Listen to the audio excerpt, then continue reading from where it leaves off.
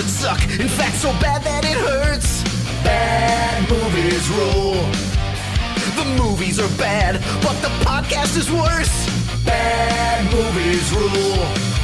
You'll be pulling out your eyeballs by the time that it ends. Each and every scene endured with James and his friends. When you listen to this, you'll wonder if you've been cursed. Bad movies rule. Let's go! You better pray to the God of skinny parks. It's time for Bad Movies Rule, the worst movie podcast ever recorded. And today, we gotta hit the road. We got a factory to save. We gotta sell some brake pads. It's Tommy Boy. Let's go! All right. Brothers don't shake hands. Brothers got a hug. We'll see if he does it. I don't want to out him, but Bob said he was going to crash the party today and literally just bust in and do that exact thing, and then run out and leave. All right, that'd be awesome. So My fingers are crossed that it does happen. He's like, "What time?" I'm like, "You're not going to show up." Drive all the way out here just for that joke. What's up, guys? Welcome everybody to Bad Movies Rule. If you've never listened to us before, we're the show we riff through movies with bad ratings, scene by scene. We're going to take the piss out of every ridiculous moment. We're not critics. That's not the type of show we do. We'll do a little movie analysis at the end, but really we love movies, flaws and all. And as I always say, every movie that gets finished is a miracle. And so this is just our way of celebrating the chaos. Sit back, set aside your worries for a couple hours and have a laugh. Because Chuck, there's plenty to be stressed out about in the world, absolutely. right? We can use a break and have some fun, right? Yeah. Let's 90s do it. fun. 1995. Straight in the middle of 90s fun. Yeah, I don't know where you were in 1995. I was just about graduating high school. I don't know when this movie actually came out. Oh, same. 95 is when I graduated high school. I was a sophomore in high school, so I was a little bit behind you there. Yes. But yeah, there's a formative time in my life. I thought the shirt looked a little 90s. Yeah. Ding, ding, ding, ding, ding, ding, ding. So I got it just you for crushed. this. No, I thought about putting a jacket on over it or a flannel. Oh, I should have. I have flannel. A sport coat over it would have been really nice. Yeah, as we save the factory. Yes. When I was graduated from high school, I was about the size, if not larger, than Farley. Oh, really? So I always identified with Farley as so the sweet. larger actor in the world. But the problem was all of them die young. Yeah. And so then I decided I probably should lose weight about 15 years later. I was going to say, I always say that I've only ever known Skinny Charles. And so every time I hear that, I'm always have to go, oh, yeah, you've lost hundreds of pounds. I lost hundreds of pounds. Yeah, that's amazing. Well, about 150, yeah. That's amazing. Yes. That counts, you can say hundreds. It's okay. Hundreds, close. Yeah. Welcome in. So as you know, if you can hear, Chuck is here. Chuck, yes. Tommy Boy, not a first-time thing for you? No, I was trying to think. We always ask this question. Yeah. I probably saw this in the theaters. I don't have vivid memory of doing that, but I've seen this many times. Okay. I love this movie. And to his right, his better half, Melissa Hewitt, is back. Yay! Yes. Last time, Encino Man. I was going to say, it's been 2023.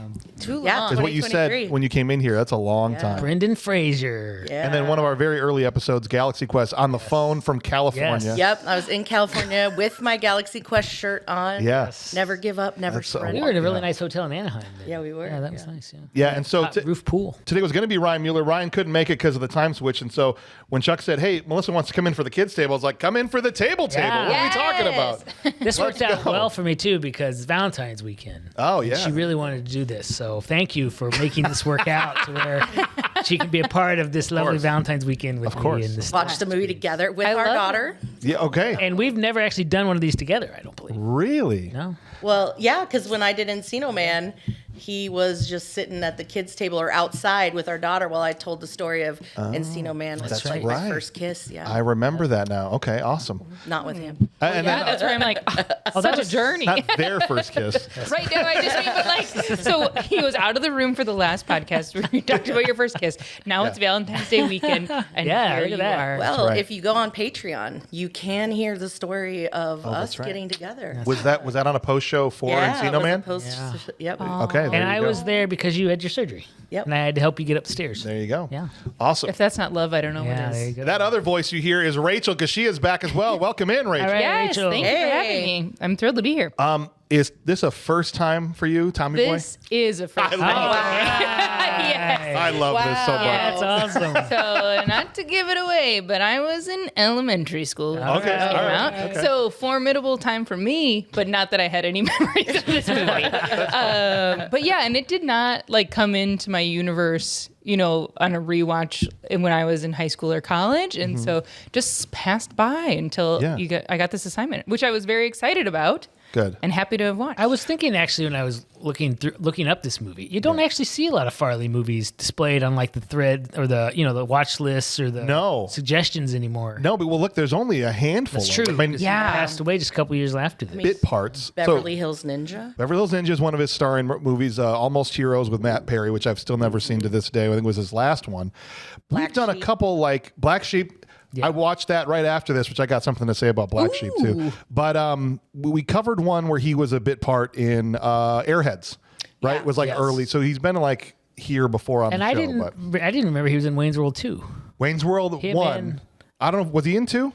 Because he was the security guard in the first one where they came outside. I thought after I read the Alice that him Cooper and Lowe were both in Wayne's World. They were in the first one. Yeah. Oh, okay, maybe it was first. Yeah, one. he was the security guard that had way too much information to move the plot along. One of my favorite tropes of all time. I love that. Right? It's just fun, silly comedy style. Absolutely. You and your complaints of tropes, it got me yesterday. We went and saw the movie Crime 101. Oh, I've heard it was good. It's okay. It's a little slow. Uh-oh. It could be about half hour shorter. Yeah. Oh, well. But it has your trope of he gets information from a TV. Hey, all right.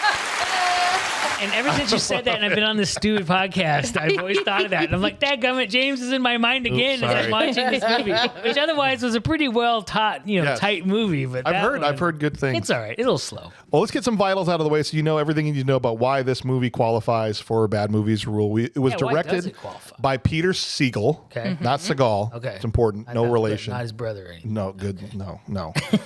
Movie was written by husband and wife Bonnie and Terry Turner. Okay. Obviously, a lot of the thing was rewritten on site, so to speak. Right? It sounds like the original couple scripts weren't great. They had a lot of issues with this one. What's funny, do you know the genesis behind Tommy Boy? I don't. So, but I want to know. In the early 90s, Lorne Michaels was trying to option a lot of their characters to do movie deals. That's why you saw Lorne Wayne's Michaels World of SNL. Yeah, Coneheads came out around this time and all this other stuff. And he was sitting in the office, and they've told the story. This is nothing they haven't said. You can find that out there. Where David Spade talked about how Lorne was just in the office, and he said, maybe something about the way you two make fun of each other. Because I guess this was just their dynamic. Chris would come in, and he'd say, Davey, come in and make fun of me. And he would roast him, and then everyone would laugh. And that was their dynamic in the office. And that was the whole basis for the movie. And then they just wrote a script around their dynamic together. I think there's something too though about, because I did watch the Chris Farley documentary this winter, like about his like dad. There's like such a strong relationship between like father son in the very beginning of the movie too that is incredibly wholesome. Yep. And they are at Marquette University, which is where Chris Farley went to school. Yes. I love that. And the whole thing feels very Wisconsin, even though it takes place in Ohio while they drive throughout the Midwest. Sandusky, Ohio. Yeah. I'm like, this is a Wisconsin. I think in these movies, though, like I was following a little bit, they just kind of just throw names out. They don't really think about where they might actually go. Okay, but also we're talking about Tommy and Richard, which may very well have just done this. Yeah, Like, you need a new map. What do you mean I need a new map? Right. So that could have been purposeful. Well, it's like in, what's the one? Planes, Trains, and Automobiles. Which this movie has one scene that's a very big vibe on that. We'll get to it. But when they're trying to get to Chicago and they end up in like northern or central Wisconsin, you're Oshkosh? like, Oshkosh. What are they doing in Oshkosh? That's not even close. They totally missed it. You can't even get to Oshkosh without driving through Chicago unless you completely screw something up. And Chicago's real hard to miss. Lots of signs everywhere for like 400 miles leading up to it. Famously I'm surprised huge. they had to take like the plane and stuff because the last sign you see is Milwaukee, and then it's like, oh, we got to get to Chicago. I was like, why didn't they just drive? Yeah, a little they were- movie magic. They were supposed to be back at Sandusky at that's that what point, he but said, I don't know. But that is in my head too, because I watched Planes, Trains, and Automobiles this Thanksgiving for the first time. For the first time. Yes, I know. I'm a What'd you think wild of that? woman. I loved it. Yeah. I mean, and I saw it like in the movie theater at the Oriental Theater in Milwaukee on Thanksgiving Day. Awesome. And so exactly the treat of a time to see that. Yeah. But so then, like you said, there's a lot of like fun, like buddy comedy themes between those two. Yeah. Yes. So really Very, very cool. Yeah, there's a lot in there. Movie, as we said, starred Chris Farley, David Spade, Brian Dennehy, Rob Lowe, Bo Derek, a bunch of people. Here's where the numbers come into play. Couple are way too high. 7.1 on IMDb. I was surprised at that. Yeah. And a 90% audience score. Oh, yeah. Crazy high. This thing has a 40% critic score. That's Oh, strange. wow. 40. Low. That's a huge That's a gulf huge between Yeah. the two of them. It's got to be from when it came out. Because don't that know. humor was really young. Yeah. Because we were seniors in high school. But I Sure. can't imagine critics now doing that. I mean, 90% for audience is It's a very high. big, and yes, usually you like to see, or you tend to see the audience score being higher than critics. They're a little bit more forgiving than critics are. But this, even for our show, is one of the biggest gulfs I've ever seen. Yeah. It's pretty bad. Yeah. Yeah, it's pretty huge. I thought when I heard it qualified, I said, oh, it must be like borderline, like Con Air was, right? At 59%. But no, it well qualifies for the show. It made also. Well, it didn't do super great at box office. Did well on It VHS. ruled the home video. They made tons of money from that. It was. I read something on there about like it was one of the first like major Yep. money makers on. Oh, yeah. VHS. Yeah, I worked Oh, at really? Blockbuster during that time. Okay, Yeah, and it was always off the shelf. right. I had copies of it in VHS and ultimately in DVD. We just love them. Strong word of mouth for that. I mean, that's the type of movie you watch and you go, you got to go rent Tommy Yes, Boy. You got to see it. absolutely. Like, right, yeah. I also want to say before we move on here, thank you to Andrew Sparks. He is our full Dudikoff member on Patreon who said we're doing Tommy Boy. And so there's a Yes. few people that have that are the high tier there that get to pick an episode every so often. And so Andrew stepped up and picked Tommy Boy, which I had been waiting to do. In fact, if I had won the BMR Fantasy Football League last year, the winner gets to pick an episode too. And I was going to pick Tommy Boy okay. as All right. my Interesting. episode, and I don't have to because of Andrew. So thanks, Andrew. We appreciate you, man. And also just want to say out there, anybody who wants to connect with the show, there's all kinds of ways that you can do that. You can email us every Monday. We release our mailbag, and so you can write in, tell us your thoughts about Tommy Boy, how you felt about it, whether or not you thought it deserved to be at a 40% or not. And you can do that at thisshowIstrash@gmail.com, or you can call and leave us a voicemail 262-757-8567, or even send us a handwritten in cursive snail mail letter, and we'll read it like we get a letter from camp. You know what I'm saying, right? Yeah. Challenge everybody's reading ability for cursive. Perfect. I got you. I'm a I teacher. can't read cursive. The last mailbag we put out, Ryan Madela, who is basically like the only Gen Zer that we have in this whole place, took out a letter from a listener that Oh, was in really? cursive, and he called it Sanskrit. He said, oh, he wrote this in Sanskrit. And then he read it like with a British accent because it was written in cursive. And he Nice. felt Oh, that's, yeah. Fancy. And he struggled. I was like, sound it out, buddy. Oh man, what a plug to go listen to that. To Winton. Yep. And that's just out of Simpsons. Exactly. Yeah. So I don't think I could read. I can't read much of cursive anymore. it's hard. What? I can't barely write it Write anymore. it anymore. Oh, my Catholic school upbringing was. I know. You had That's- to know. Third grade, I mean, we did it before that, but grade. third grade, St. Peter's, and we had the lined paper, and it was like you just do it till your Is arm it was third sore. grade universally the year you learn how to write cursive? Second grade for most is where it starts. I am That's a what we teacher did. for those, Yeah. you know that. But Yeah, Melissa's a teacher. it's way faster. I love writing. Terrible. Well, also, if you want to, there's a pretty cool place if you want to support the show and help keep this thing free. It's been free for almost 5 years, you guys. Yeah. Patreon.com/badmoviesrule. There's all kinds of cool and fun things to interact with on there, all kinds of bonus episodes, things you can't get anywhere else. So jump on there. And even if, best thing, I think you can get the episode on Thursday instead of Friday. If you don't want to wait till Friday for the release, jump on there and you can get that thing early. Patreon.com/badmoviesrule. All right. Uncut version. That's right. It's uncut. It's free. It's early. It's all that. Check it out. Can't And go wrong. we will be right back after we pay some bills. We have to start because it's where the movie starts. But I was going to say, can we talk about young Tommy for a minute? Yes. I wrote him down right away. That kid did such a fantastic job. Mannerisms and Yeah. everything. I just thought it was awesome. Of young Chris Farley? Yeah. I Yeah. thought he did pretty good. And same thing with young David Spade. But something struck me when I watched this, and I've seen this movie many, many, many times. What kind of life produces a kid like this, I guess is the question Yes. I'm asking, right? We get clues all throughout the movie. He ate paint chips. He apparently lived under power lines.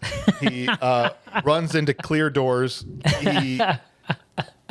What's his home life like? I guess is what I'm asking. Because we don't really ever get. So much I of an don't answer. think he actually ate the paint chips. Yeah, and there's stuff, just- because he only ever says why. He never says Why? yes. Yeah, Yeah, but he why says do you say? But when you say why? Because why would you ask me? is that there a bad thing? Okay, I guess. I don't know. Because I was thinking that too. I was like, he lived in this wealthy thing. There's no way he ate paint chips. Now the running into the door. That's just. I mean, everyone's done that, right? That's why I don't wash any of my windows in my house. I don't want any danger That's of running why. into them. Chuck and birds, right? We got to protect both of those at all costs. No, but he does it pretty consistently. Yeah. He's got some issues. Maybe he needs glasses, but he's worried that it'll make him Maybe. look like a nerd. I don't know much, and not to blame the mom. We don't know. She died early. Yeah, we never heard about We it. never hear But anything that's about yeah. I was like, that's right. You don't have a mom. Your dad is running a factory. Right. You're a goofum. I Should think DCFS Dad, been involved? Is what I'm asking. What was he saying? Said should Child Protective Services have been involved? He's too rich for that. Dad just slides that money under. Yeah, it's like I had a feeling. I did catch this time watching this as maybe an older person now. I have a feeling Dad might have been quite a bit like him in his younger years and was a late bloomer, perhaps. Oh, okay. Because Dad was still kind of a goofball and had a party life kind of thing going on. I agree. I think they had a good enough relationship that they could do a full song and dance. Yes. He loved his son, but he definitely did the rich dad overindulge. Yes, And I think that's partly of what made his son like that. Kind of like Billy Madison. He overindulged, but couldn't drive him to school or get a driver to take him to Right. school. Well, that's true, too. Yeah, because Or he's just- trying to get the bus. Why is this bus stop so far away? That's a good point. it was the early era of the factory for the dad. I don't know. No, I mean, I don't know about He had that. to hike across 5 yards and down the street and all that stuff. Well, maybe Dad was a weird combination of like wealthy and off, but also wanted his kid to be responsible or had to maybe. take care of himself. Yeah, I don't real know. responsible with 7 years I of don't know. college. For that, I would just assume that there was a closer bus stop that he already missed. Oh, yeah, that's So true. then it's like it's already past your house. Then it's like you better run to the That's next one. Well, good. and Tommy clearly wasn't smart in the traditional way of smart. No, which High emotional IQ. Richard potentially. says later, right? You would say that? Book Well, smarts. maybe not emotional. What's the word where you talk about? Street smarts. He says He's book good at- smarts waved bye-bye to you a long time ago. Yeah. But He's got charisma, but like Yes. doesn't tap into it because he does not recognize when he's like annoying the people around Yeah. him. no, that's But like when he was in the college and stuff, the people loved him. yeah. And I said right His away, I was like, rugby he's group. kind of charming. you know, we don't, again, the information we never find out, but you know damn well that Tommy Callahan was a menace on the rugby pitch. Absolutely. Okay, I can only imagine. Yeah. For 7 years, playing rugby against Tommy Callahan. Apparently, no thanks. You would not know which way he was going. Fine, but- He didn't either. Farley was a rugby player at Marquette. yeah.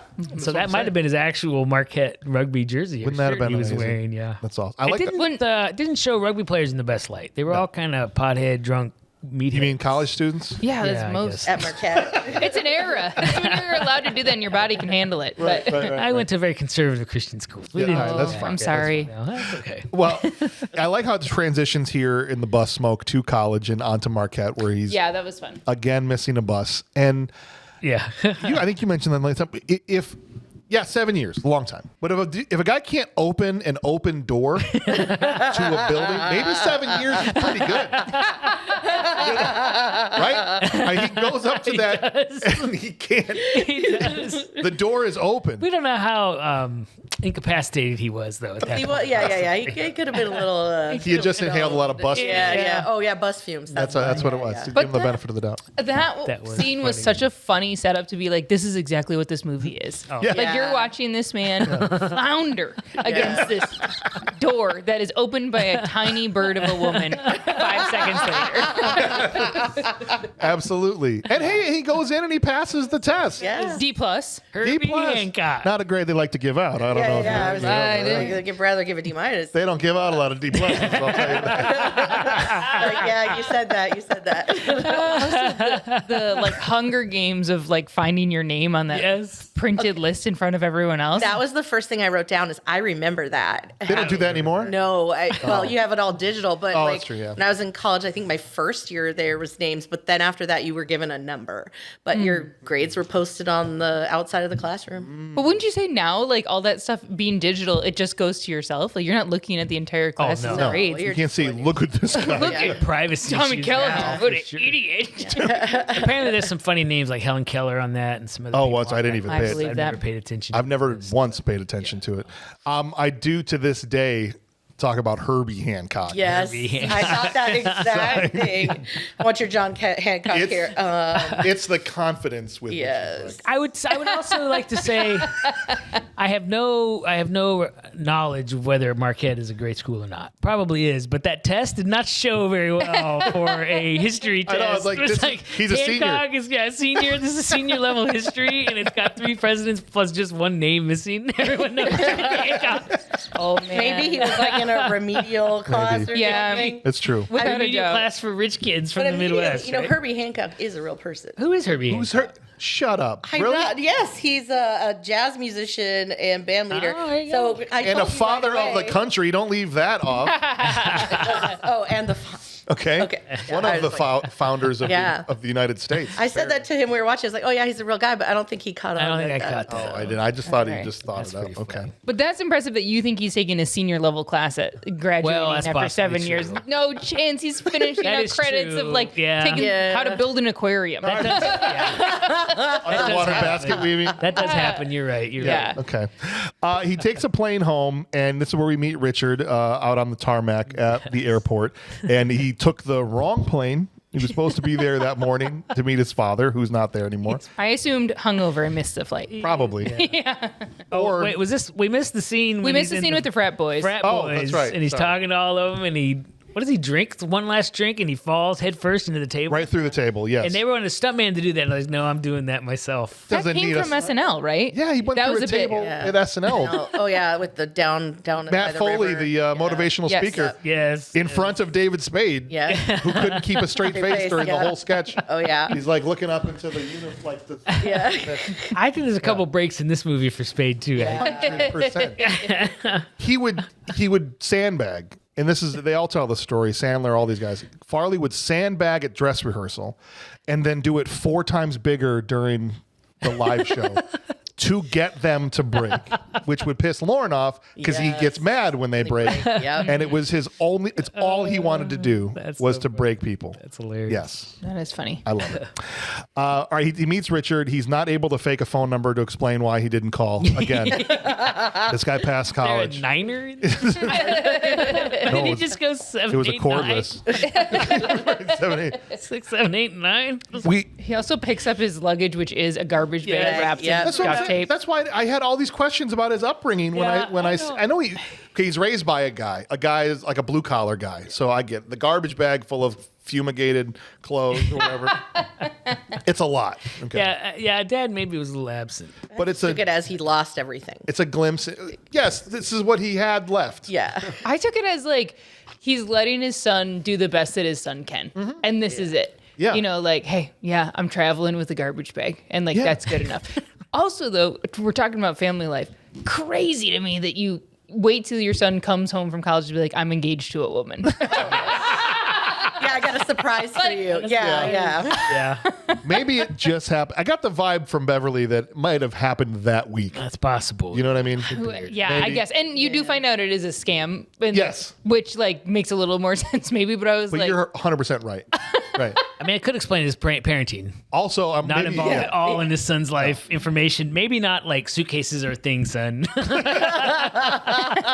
We do Yes. get an interesting glimpse into Richard's character here too, and the drive from the airport to Yes. the factory, and that we see how anal he is about his car, Loves his car. about everything. Yeah. Well, oh yeah, when the he- M&Ms into the rolling into the dash. melted chocolate inside the dash really ups the resale value.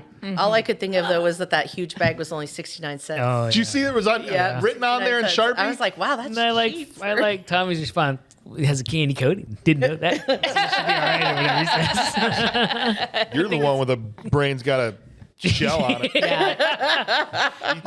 He tries so My hard. 16-year-old watched this with us, and she loved Spade in this movie. Which I was shocked that she liked Spade so much, Oh. but she thought he was absolutely hilarious. I love him. Oh, Millie was just like, oh, I love him. He's so funny. And then midway through, she's like, Mom, his voice, I just can't figure out. And I said, Cusco? She's like, Yes. that's it. So then the rest of it. Spade. This is how Richard is Spade turned up to 10. Like yeah. his whole humor is this dry, biting, sarcastic. I just went to see him in Milwaukee like that's right. 2 weeks ago to see him do stand up there, and he still crushes. Yeah. Yes, it was amazing. I love David Spade. Yes. I makes me sad to think about what they could have still been doing together. Yeah. These could have been another Abbott and Costello going on to do a ton of stuff together. But I try not to bring down the show by bringing this up 6 more times. But it is like the beginning of also immediately seeing that Richard, like the David Spade character, is irritated by the pass that Tommy gets for like being the son of Big Tom. owner. Yes. We also learned that all these plants all over town are closing as they're driving past all of them, but they're like, okay, this tire plant just closed, and oh, what happened to this place? And everything kind of changed, Tommy. Yeah. I immediately thought social commentary. Like, here's this silly, goofy movie, but like, I think growing up in California, I didn't really see it as much more than just like part of the plot. But living here and having family in Michigan and everything, like it definitely gives a different perspective on Part of Kenosha when the factory shut down out there was like a ghost town for a long time till it came back. Yeah. There's still a giant field where they're waiting for chemicals to go away. But that 50 more years. AMC. 50 more years. It's going to be beautiful. Yes. It's gonna be great. But that and like the plot line of like 300 people in the town are like employed by this one factory. That happens. 100%. Well, even in Burlington, Nestle, so many people work at Nestle. Yeah. It's not maybe as much of a percentage as in this movie is, but I mean, if the Nestle ever just decided to pack up and move out of Burlington, Wisconsin, it would be a huge knock on the town. Yeah, for sure. We do meet Big Tom Callahan, played by Brian Dennehy, when they get there, and it is clear, as you said, that him and Tommy love each other. Yes. And the sumo wrestling when they walk, he's in the middle of a business meeting, just ramming into each other. I love their relationship in this movie. It is so rare. Oh, but isn't it rare? I feel like so rarely do we see loving father, loving son. Kid with the dad issues is 9 times out of 10 in a movie with the right. Yeah. I was just saying, I love Brian Dennehy. Yeah. I saw he's him. great in We saw him in Death of a Salesman. Oh, wow. And Live?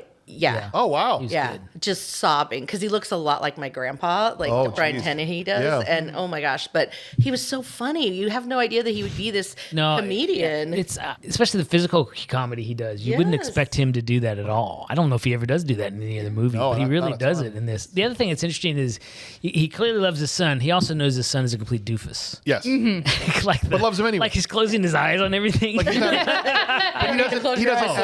doesn't act like ashamed of him. He doesn't act like, oh, this idiot, like to badmouth him to other people behind his back. He clearly plays that like a dad who loves his son and is just hoping eventually he'll grow out of this stage. Right. But he's slightly worried because he did just graduate college after 7 years. So what's that put him like 25? Right. At least. Right. They're called doctors. Yes. People that go to school for 7 years. I always love that line because it took me a while to get through my Here I am working on my PhD now, but I had to change colleges, all these crazy things, but it took me 7 years to get through undergrad. And every time I'd think of this movie. It's fine. It's all good. You're way ahead of Tommy. Way ahead of Tommy. And soon you'll be a doctor. What do you think Tommy's degree was? Oh, I've thought about that for sure. Communication. Communications. That's great. What's the standby? Gotta pass. Get through business. Here with So mine was liberal studies in California. You just took a little bit of everything. And then you got a piece of paper. I don't know what Tommy would do for education. I can't imagine Tommy Callahan's a liberal arts major. No. So I'll say What else communications. is there? I don't know. Whatever maybe his dad knew the dean. Yeah, I think that's probably it.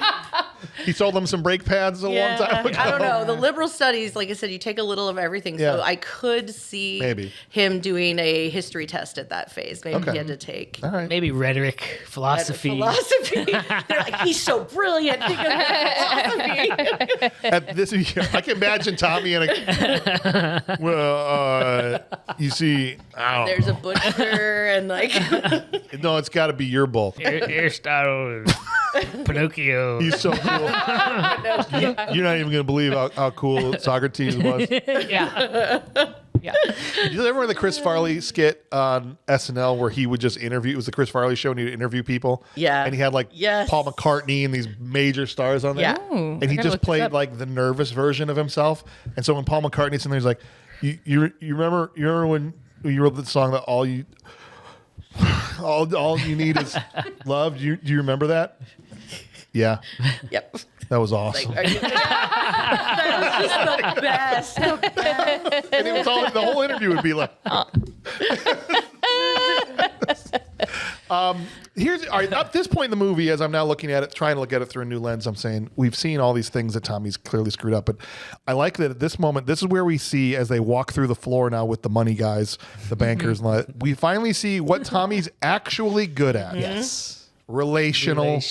Yes, the relational piece with the people and everybody clearly loves Everybody him. loves him, knows him. Make public relations. But there you go. Yeah. Sure.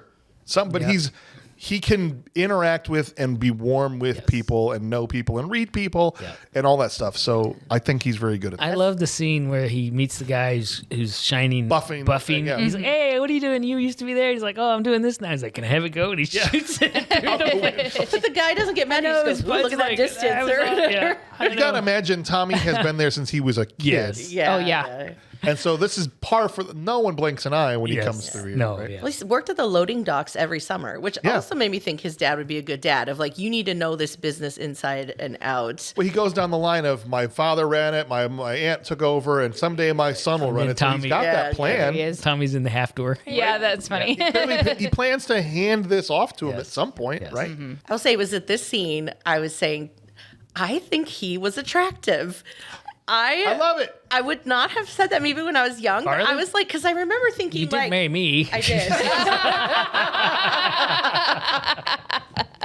That is true.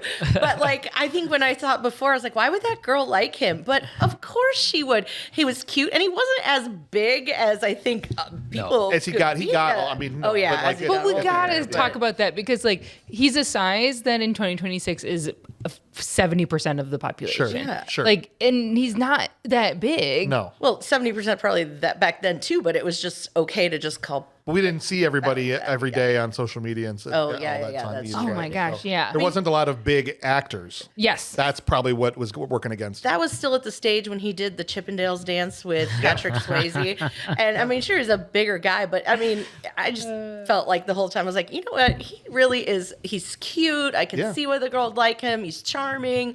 I don't know. Maybe also having always been a bigger person, I was like a little more sensitive to what David Spade would say. Sure. But we still man fat guy in a little coat all the time. Absolutely. Sweet. He's a sweetheart. Yeah. Like he's good intentioned. Yes. At like, oh, He doesn't have any maliciousness. Yeah.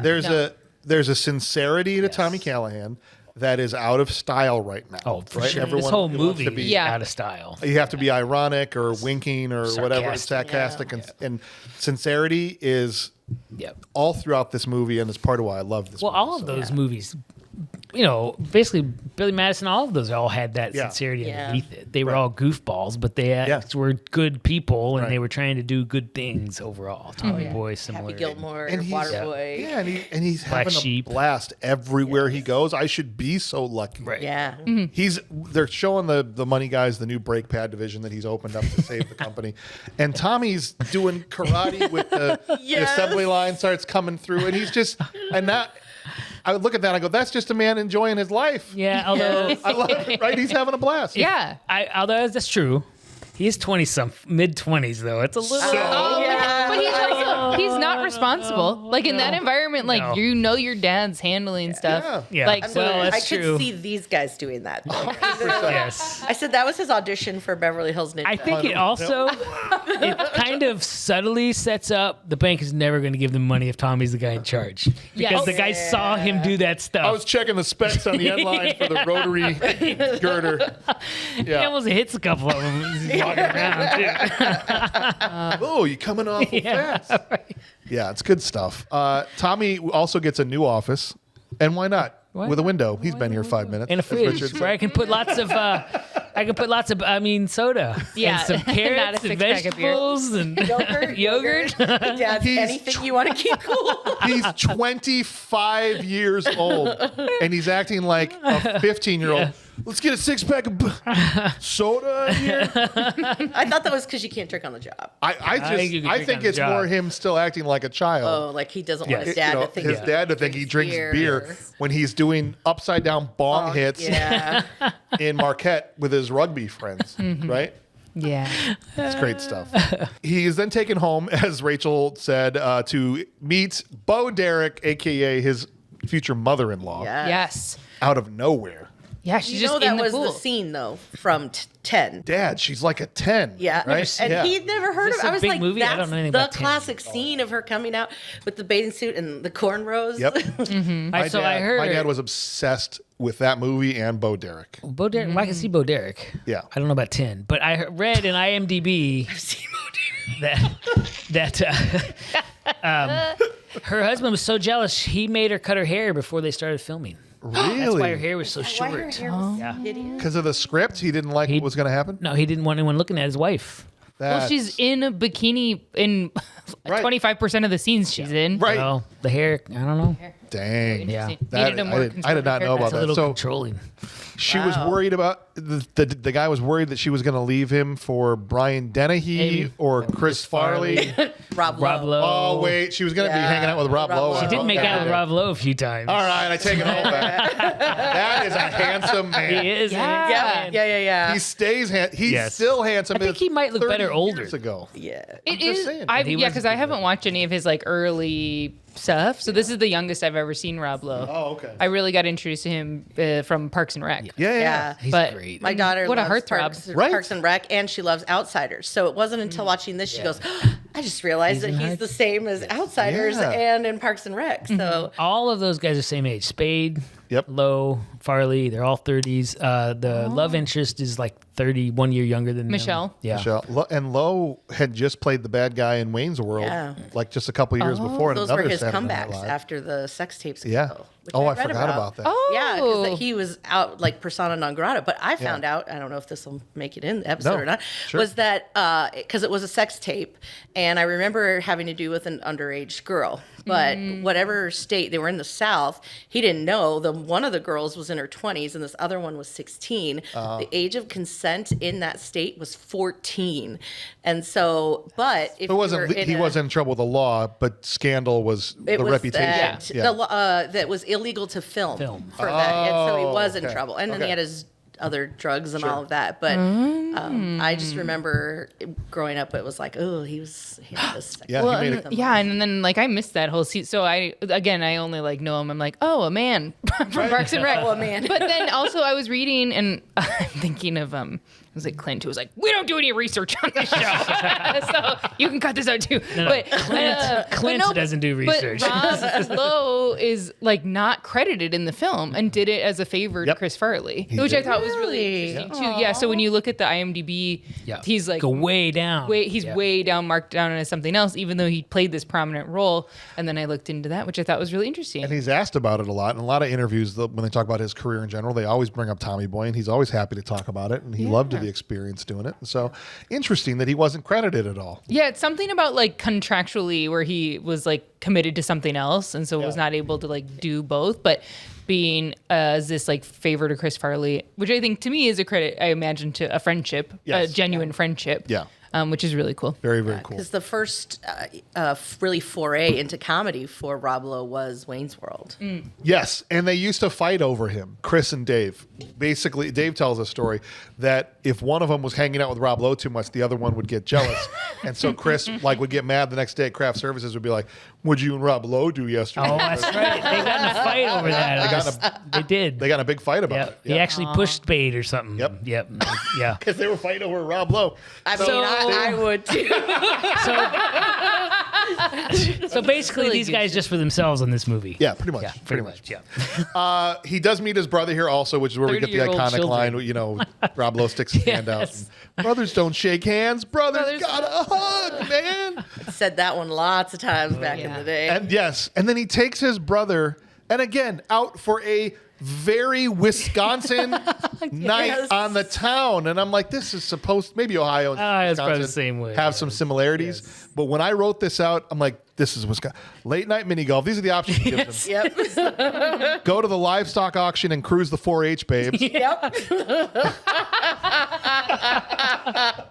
They're pretty young, aren't they? Well, I had a moment where I was like, are the cows the 4-H babes? Like, what's happening? Like, because we're at the farm, I was like, is that part of the joke? But no, 4-H is also for adult women. Yeah, Oh, it is. good. By the third option, he's already to throw stuff off a bridge. Yeah. But Tommy's all excited. He's like, it's pretty awesome.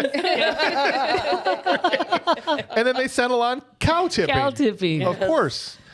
Which- And a big time fail on the cow tipping. Okay, so I am not. I did not, nor did my lovely wife, grow up anywhere near Midwest. Okay. California has cows, but they're Yeah. on a wholly different level of farming.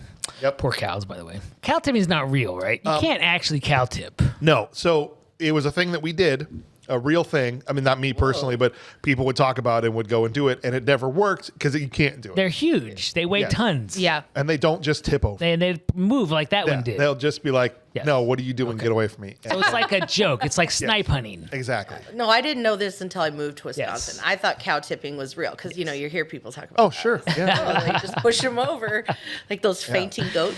Right. That's a real thing. That is a though. real That is thing. real. And sheep, too. Sheep will just go Yeah. and seize up if you scare a sheep. Oof. This is such a great scene, the cow tipping, though. He's like, and Rob Lowe's like, We call what the the wrong- heck are you doing? He called the wrong play. He called a 33 belly option. And you really got to fire off the line. And he just, And he slides under the cow. Holy shnikes. Yeah. Is that the first time he says that line? he says it as a kid, but I think Oh, so, yeah. That's not mud. That's not mud. No. Rob Lowe points that out later.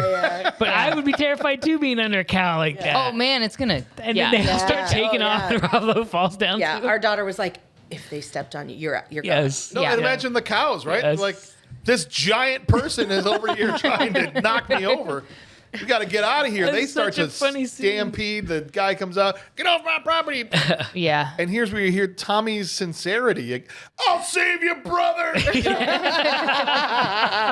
He means it. I fully believe he already loves this guy. Absolutely. Yep. As soon as he heard he has a brother, he's like, I have a brother. Yeah.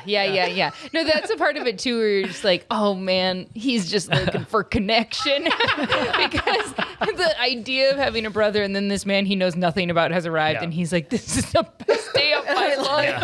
Right. He must have been lonely as a kid. Do me next. Well, that He's shows up later in the movie. spraying his shoes Yes. off at the gas I heard it was pump. 20 degrees and they filmed that, and Farley had a wetsuit on underneath. Oh, you'd have to, that because scene, that would be really cold. To Yes. be hit with a hose covered in wet mud. They filmed it all in Canada, Toronto. Oh, that's a bummer. Yeah, but the expensive shoes, he says these shoes are more expensive than your life. Your life. That's when it's a paint chips thing, right? Yeah. Maniac. I love Rob Lowe in this because I don't think he normally does that kind of physical comedy, does he? No. Not really. No, not really. No, I don't think he does much at all. So he was really good at it. He was great. Yeah. The last thing that happens before the big wedding, there is a quick scene where Tommy tries to work at the loading dock and fails. But he does meet Michelle and her important filing system. Yes. Everybody got that? Okay? This is very important that we all Yeah. understand her chaotic filing system. Yes. That's why there's a whole scene about it for apparently no reason. Until the 11th hour with 5 minutes left in the movie. Exactly. Yeah.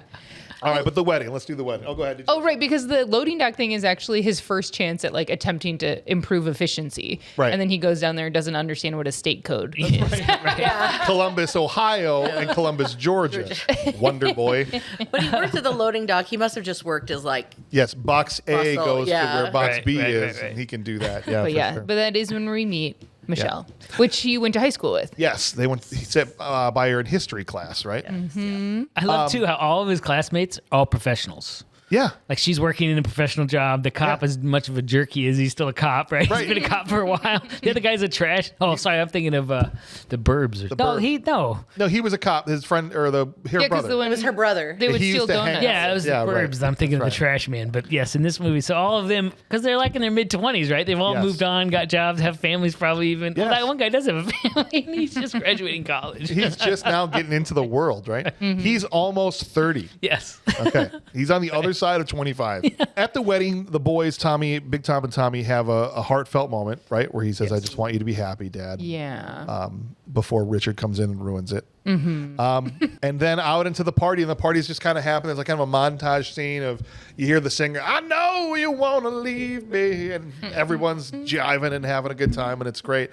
Big Tom is making sales at his I thought wedding. that was, I thought that was kind of unlikely, but hey, you never know, I guess. Oh, I Big don't Tom. know. I think If your future's on the line for those brake pads and you need No, that thing to that's- open, yeah, I yeah. feel like I a guess you wedding seems probably like a would- good networking opportunity. My dad would have totally done That's that. probably- Oh, for real. What was your? Yeah. Oh, he's insurance. And then my grandpa was in sales, and Okay. so any opportunity. Guess you invite to- your big clients Sure. to your Yeah. wedding and schmooze. Oh yeah. And it's actually a line that comes back like 3 more times. Because he says, I got to look at your new brake pad division before I know if I'm going to buy it. He says, look, I can get a good look at a T-bone steak by sticking my head up a bull's ass, but I'd rather take the butcher's word for it. Right? Yep. And Tommy in the background, bull's ass. That's great. Only thing that registers. That's the That line does come back. I Yes. feel like it's Lot of 5 times, times yeah, over. Yes. Well, my other favorite was where he says, "Why say no when it feels so good good. to That's say yes?" And the way I take that is he just wants to do what he thinks his dad would do. Right. In these situations, right? And so he's trying to emulate him. Yeah. And he can't do it. Can't do it. Until he realizes he has to be himself. Right. He's trying to be Big Tom Yes. up until that point. Yep. Who at a wedding looks dead ass into a camera and says how much they want to nail the bride? Somebody who's drunk. I was like, dude. Yeah, a little drunk and the girl's Bo Derek, maybe? I don't know. And they haven't really maybe been together that very that Like, long, you know. For some reason, as a young man watching this, it went right over my head. And now when I watch it, I'm like, dude. And the guy's like, oh crap, take that out, take Bro. that out, take that That's out. the what actor was that? Again? He's one of the bankers, one of the Yeah. guys that Grenier. No, he's one of the guys that works there. he works there. Yeah. That's the Yeah. thing. That's The right. big eyes. He's a pretty Yes, good character. yes. Yeah. And doesn't Richard say, good Lord? Good Lord. He's filming it. And he's like, what the heck did you just say? Oh, the guy's man. like, oh crap. And then Big Tom has Tommy come up to do a Yes. song with him, right? Yeah. Oh, yeah, it's so sweet. Yeah. Tell me what I say. Tell me what I. It's just like again, such just pure joy. Yeah. Which for the like stakes that it builds to then have him have the heart attack essentially Mid song. is Yeah. I mean Yes. Yeah, that was good. you just really because honestly while I'm watching the movie I'm like what is even happening in this movie? Everything Nothing. is great. Yeah. He loves his dad loves him, they have a business. And so I Maybe like you're like, is he going to get it together or something like yeah, that? I'm like, okay, maybe a coming of age thing, and then it's Yeah. like, boom, the dad is dead. Right. So Which And- I was like, oh, so sad. This is a quote from my daughter. Yeah. Haha, R.I.P. That's one way to get some money. What is wrong with the youth today? Well, let's cut that out. That shows bad on some parents here, maybe. What is happening at home? Wow, yeah, know. seriously. That's pretty heartless. She was looking at Bo Derek right when that happened. I was like, oh, Millie, because they're playing, Yes, you know, the 'cause she shows her ring and all cuts, that, Yeah. And I was like, oh yeah. And my daughter's But like, look, he dies. He dies only because it's 1994 and nobody knows to start chest compressions Yeah. and CPR. well, and there's no defibrillator no at this mansion. defibrillator. Yeah, that's right. Yeah. okay, I got it. Somebody start CPR. CPR, I was a lifeguard. Right. So In there was, 95. yeah, CPR was a thing. But not like, I feel like today everyone is maybe more aware of what to do in this scenario. Okay, that's true. That's right. And there they Dr. all Mike. literally just go, oh, Yeah, and they yeah. just Yeah. lean over him. And I'm like, somebody start chest compressions. Maybe they cut that part. Call Check his 911. pulse, Call 911. Yeah. Well, Dave's does that, but that's about it, right? I did love the shot though, how that transition transitions, right? Yeah. Because we don't need to see the chaos of like all of that, right? So Life-saving, everyone's leaning over him. You take on, like, absorb the moment of like, oh my God, this is like a medical emergency. And then Yeah. boom, Talk about you're at the funeral. Awkwardness. I watched Jurassic Park, the original. Oh, sure. Yeah. It's CPR connected this. Oh, perfect. When the boy gets electrified in the limp, Yeah. and Yeah. he's laying on the ground, and what's the guy's name who's doing chest compressions? Alan Grant. And he also is blowing in the boy's mouth. Yeah. I'm like, how uncomfortable is that for both child actor and adult actor? Yeah, no, 100%. And he does it like 3 or 4 times in that scene, But too. that was the way you were I supposed know, to do you it were back supposed then. to. So maybe You don't Brian do it Denny, he's anymore. like, no, hell, I'm not doing that. Chris, mouth to mouth. Right? Because Chris would be the one, right? Yeah. I could see them being pretty good. I think He's like, Brian pounding Dennehy on- would be the one to be like, no. Well, no, I mean, but I would see Chris as the one Yeah. trying to do it, right? Oh, yeah, Yeah. for So sure. I think maybe that's where that came from. And coming from two people that have both performed funerals before, lackluster effort by the priest in this. Like, I don't know. Yeah, he was. What can we say? We lost somebody and it hurts. Well, see you later. Like, bro. Yeah. I think it's yes. so that we didn't get too sad. Okay. Is that what it the was? Because I song, was already set. You know, Brian Dennehy, Irish, and they have the bagpipes going Yeah. and all that. And then Yes. all of a sudden it just transitions was so abrupt. This is also the period of time in filmmaking where they didn't have to show everything, and a movie could be a reasonable length. Sure. I like that. Not I like 2 that. hours plus. Like, we wanted to see a movie yesterday. Every freaking movie This- was over 2 hours. Yeah. Yeah, and this was emotional. At least for me, this actually, Dana's dad's funeral not that long ago, they played this exact song on the bagpipes, Amazing Grace, and so that had just happened not too long ago. And then you get these shots of like Tommy walking through the empty factory, and then sitting on the loading dock like a kid with his feet dangling off, Yeah. which is purposeful way, the imagery to do that, and all that communicates. And this is the stuff that makes the movie work. Yes. Yes. Without these heartfelt, sincere, we talked about sincerity before, moments like this, you can't root for Tommy. He's just a buffoon. Aren't emotionally invested in him and the journey and all that stuff. These are the moments like this, and we were just talking about recently with Dumb and Dumber, as stupid as that movie is, the moment where he cries and says, I'm tired of eking my way through life, right? And I like that. Those are the things that so many comedies miss this part, Oh, shit. Yes. right? The heart. Yeah, it's the heart of the movie. And I got to say, he's pretty good. He's a pretty decent actor. Like, he can be Yeah. completely over the top, right? Because most of his shtick is way up there. Yeah. Even the very next scene. Then where he we're- brings it down to where, like, you feel that emotion of him walking. You feel sitting in that. Like, that's not... It's good. It's a good job. And even the next scene where it transitions to the sailboat with the girl, with Michelle, he's got Yes. tears in his eyes Yeah. while Yeah. he's talking to her. Yes. And so, and from the movie standpoint, you're like, okay, how do we come out of this and back to the yucks, right? I thought it was brilliant, right? Yeah. They Yeah. put him on the sailboat. He's still having this heartfelt moment. Like, wish there was wind. I can't believe there's not any wind out here. Yeah. You The know, boat's sitting like that in the water. and I can't believe you wanted to come. It is pretty fun. They're having this kind of heartfelt thing about just wanting to be like his dad. And his dad took him out on the boat, too. Wasn't that Right. part of that, too? That Yeah. was a connection point. And then out of I feel nowhere, my dad out here and the boys. hey, Lardo, you ain't moving. Yeah, need a little wind here. And Tommy, what makes this scene as horrible as these children are, no, you need to drop a couple 100 pounds, blimp. Rascals. He's trying so hard to Yeah. keep it together in front of Michelle. I guess that's your theory. Like, really Yeah. trying, and then he says something like, your sail is limp like your dick. Yeah. You better pray to the God of skinny pump. His wind doesn't pick up. Oh, every time it kills me. His flip from Yes. 0 to And it's such a great pause where you think the kids are going to be afraid, and then they just go back to making fun of him again. Yeah. I'm so sorry. These kids keep trying to interrupt us. You were saying something like, I just love Breathe, that Tommy. She like takes over. That Yeah. was the best I know where moment. you- matched his energy. Yes. I know where you sleep, and I'm going to come. Yeah. And he's like, "Do you really know where that?" No, I'm saying- no, she says, I But I love don't it. know It where reminded they me of sleep. being a teacher. oh, but yeah, Because I can't tell you how many times when kids are being punks and you just are like, "Oh yes, that's it," and then you just want to rage. there's a cathartic thing about it. I loved that moment too that she does yell at them because it is like also just this moment. You know, you don't see a lot of their relationship to be like that they like each other. Sure. There's some phone calls while he's on the road and stuff. And when you have this Yeah. scene and she screams at those children, Yes. I'm like, oh, Yeah. They are good bonded. match. Yeah.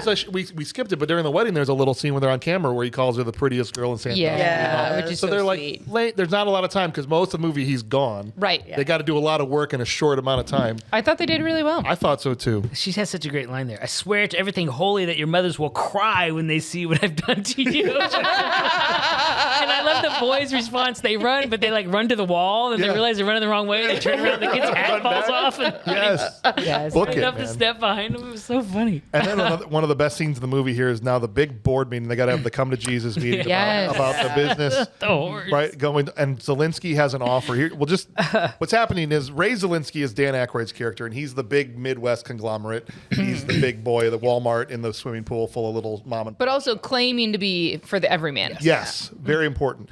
And Zelensky's got an offer on the table to buy them out, and they're going to have to close the factory because without the money from the bank, they're going to have to sell because there's no way to sell these brake pads and open the division. It was going to be the way to save the company, right? Mm-hmm. And if the factory goes under, the whole town goes under, and that's when the whores come in. Yes, she was my favorite. Yes.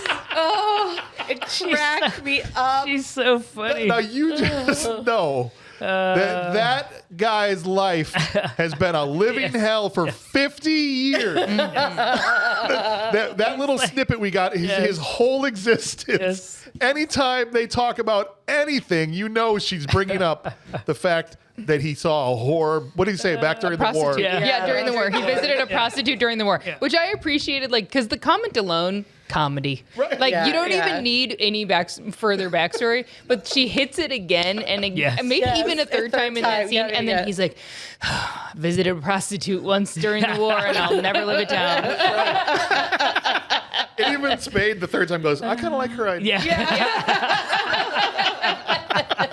But it's like we were saying, you don't have to do tons to develop like a whole story right Yes, there. In yeah. that moment. Oh, very silly. It was so funny. Yeah, that she woman was so great. And here comes Tommy Callahan. What if I gave you my shares and the house as collateral? Then would we get the loan?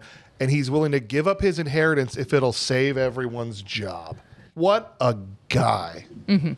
He says, you're just going to hand over your inheritance? It's like, yeah, my dad said the brake pads of the future at Callahan, right? He's like, well, who's going to sell them? I still get goosebumps because when the guy leans forward and goes, I'll be damned, right? Yeah. It's such a great moment. And I think that's ultimately what this movie is about. It's Big Tom Callahan is the only guy that believed in his son that he would one day get there. And this is Tommy rising to the occasion, right? Yeah, having the courage to try. To become the guy that only his dad was the only one who believed he could become someday. Yes. Right? Because everyone loves Tommy, but they're all a little bit skeptical that Tommy can help them. Right. Because I'm saying his dad was the only one that ever, no one thought he could run this company someday, but his dad did. Right. And so can he be the man that he thought he could be? Right. Which is why your theory about how he was like that when he was a kid. was Right. And my he theory, must yes. have, yeah. Right. So he knows, he gets it, right? Oh, sorry. And that's okay. That's okay. Just a little sensitive to people taking my praise. Oh, This yeah. is like, I don't know a lot about. For the both of you. Don't I got a ruin the work Valentine's story. Day date. This is a marital property state. You've split everything 50-50. It's a job concern. It's a job concern, yes. Someone taking his credit. Yeah, Gotcha. someone Okay. taking But my it is credit. also the opportunity then to be like, well, you can have this charismatic, bumbling fool, well-intentioned fool, go on this sales run, but he can't go alone. No, he goes, I don't know a lot about brake pads, but he does. He does. Yeah. No. Yeah. No. And now having seen a Baby Huey movie, and he Yes, said, that's what she nobody said can help too. Baby Huey out there on the road. I said, that's actually perfect. He's exactly He's like just him. like Baby Huey. He's exactly I don't like think I him. ever got that joke really before I saw that movie, Right. Baby Huey. What was that? Christmas There was Easter that Baby Easter. Huey? If you Yeah. go back Oh, into the man. log, there was Oh. an Easter movie with Baby Huey and There's a guy in a giant duck costume, and it was Baby Huey's Easter adventure. We covered it on the show. Doesn't he wear a diaper? He wears a diaper the whole time. Oh, it's terrible. my students once would call me Ms. Huey, and they had no idea. Sure. So I was trying really hard not to be like, that's an insult. Right. Well, that's just because your last name, though, right? Yeah, it Okay. wasn't Okay. Hewitt, but still, like, I Yes. was like, But it is, yeah, that's where we get then the setup for like Yes, the what whole when the train really for this film like yeah. gets rolling.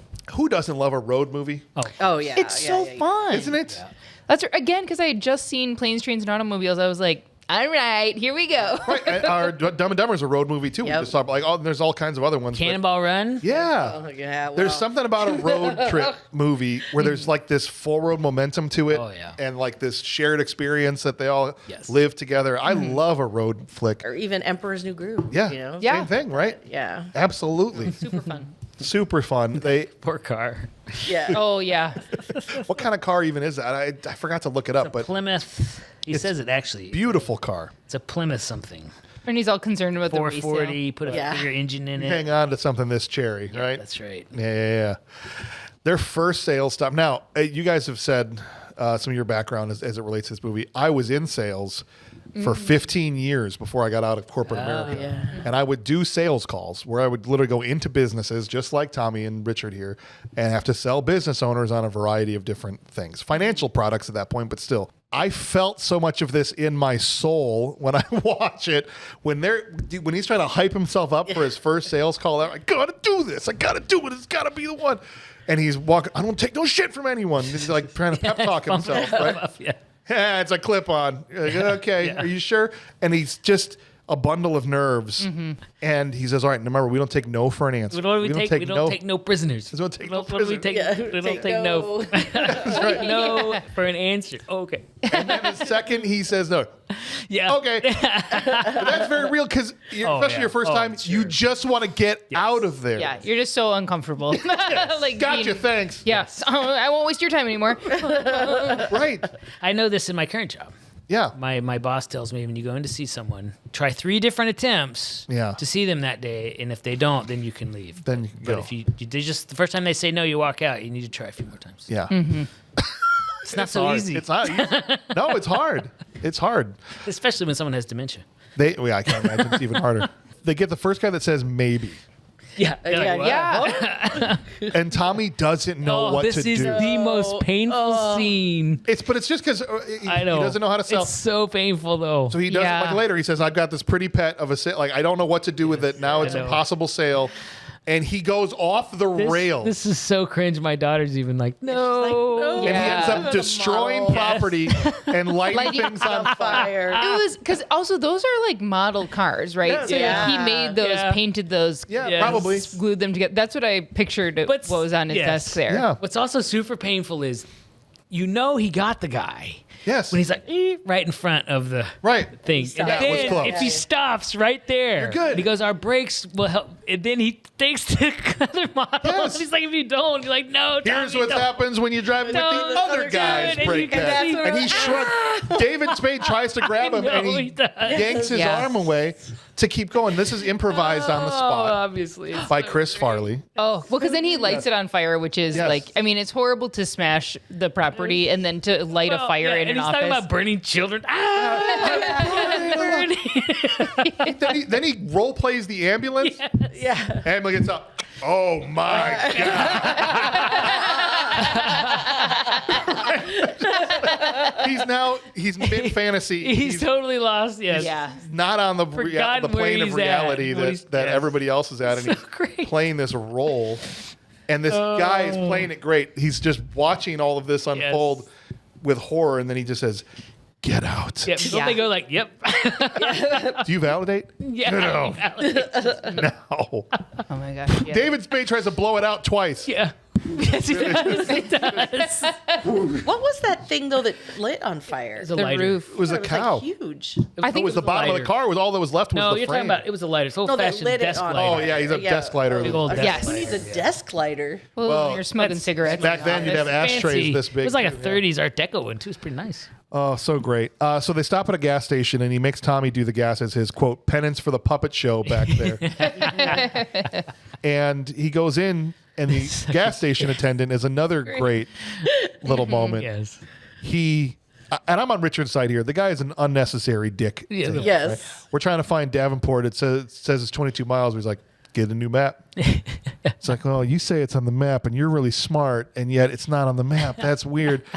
And they have this whole back and forth. Yes. Meanwhile, Tommy has ripped the door off the car. He's too far up, so he's gonna back the car up, and he has the door open, and he hits the pylon. The pylon there. And then just makes it seem like Richard rip the door off with his bare I don't hand? know how that was a little hard to believe because he has to What'd you do? When he's closing the door too, you see the dents in the door, but when Richard comes out, they're all gone. He goes, it's so funny though.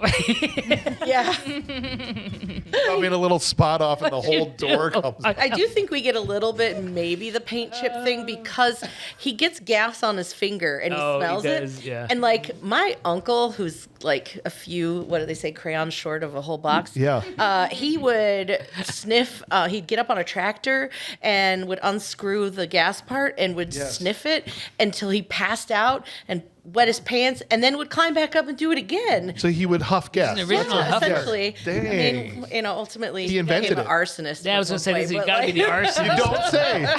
Yeah. Were there any signs? Well, now that you mention it, there was this one time. Back to the Spade and the guy in the. I thought he played that so well though, and I did like this scene though, and I like that guy because when he gets Spade. Spade's playing the smartass the whole movie. Yes. And then he gets it turned on himself because it's the wrong state. And Spade's like, you should have known this probably in Davenport, Iowa, right? Everyone knows, right? And You're so in the guy, Illinois. but the guy played that so well because he didn't totally do sarcastic voice. He just explained it. He's like, you're in Illinois. Davenport's in Iowa. You need a new map. I'm picking up your sarcasm. He said. I'm laying it down. That was pretty good. I Good love that stuff. part because he gets. I think that's the only time Spade really gets except This one's going to be a hard one for the Bixby Center because there's all kinds Yes. of people that are Oh, just yeah. in one scene Yeah. Yep. throughout this entire They all movie, do whether it's really the well. whores lady or the gas station attendant and any number of other ones that we're going to go through here to keep going. Back at there's a quick cutaway scene back to Callahan Auto where the employee carnival is going on and no one's got high hopes that Tommy's going to be able to do anything. But there's two important things that happen in this scene.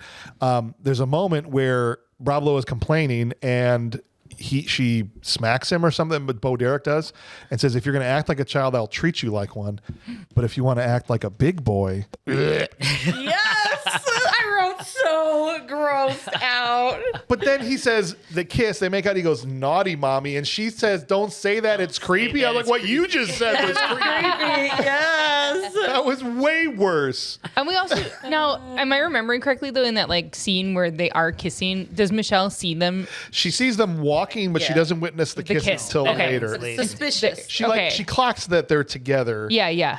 but nothing Okay, so really and then that's where the escalation with the airport later. yes. But they don't Yeah. quite make it clear right away that they are they're not mother son right away. No. So when you first get the kiss moment, it's just that weird This was Yeah. for the audience to find out before any other characters do. Yeah.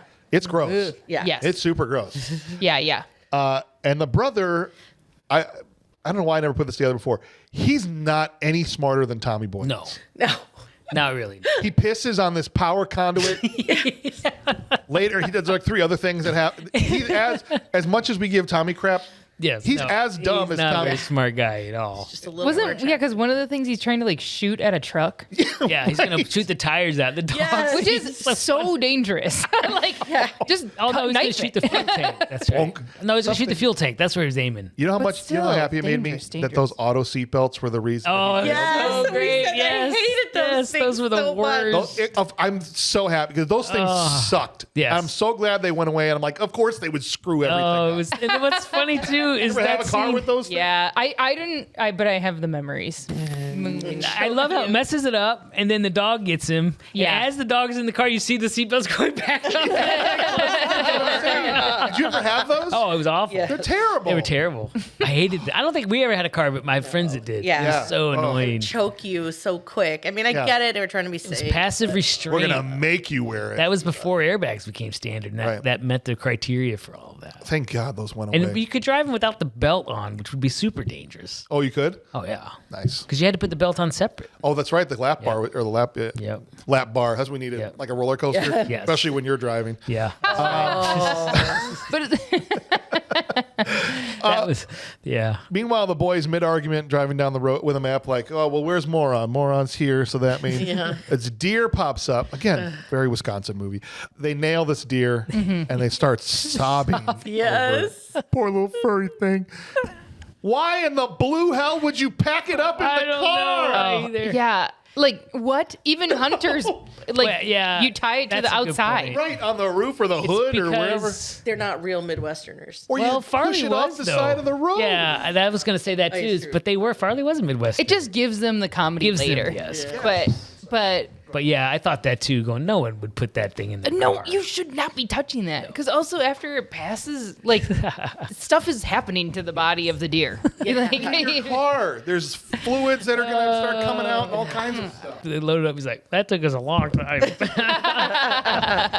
Well, of course, because that thing's 600 pounds Oh, I cannot or only whatever. imagine. And now they've got to go to another sales call, so they're all in a hurry. He's like, why are you in a hurry?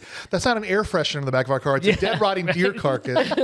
And we have to get in and out of here right now. Yeah. And so this is where he challenges Richard, if you're so good, why don't you make the sale? Yes.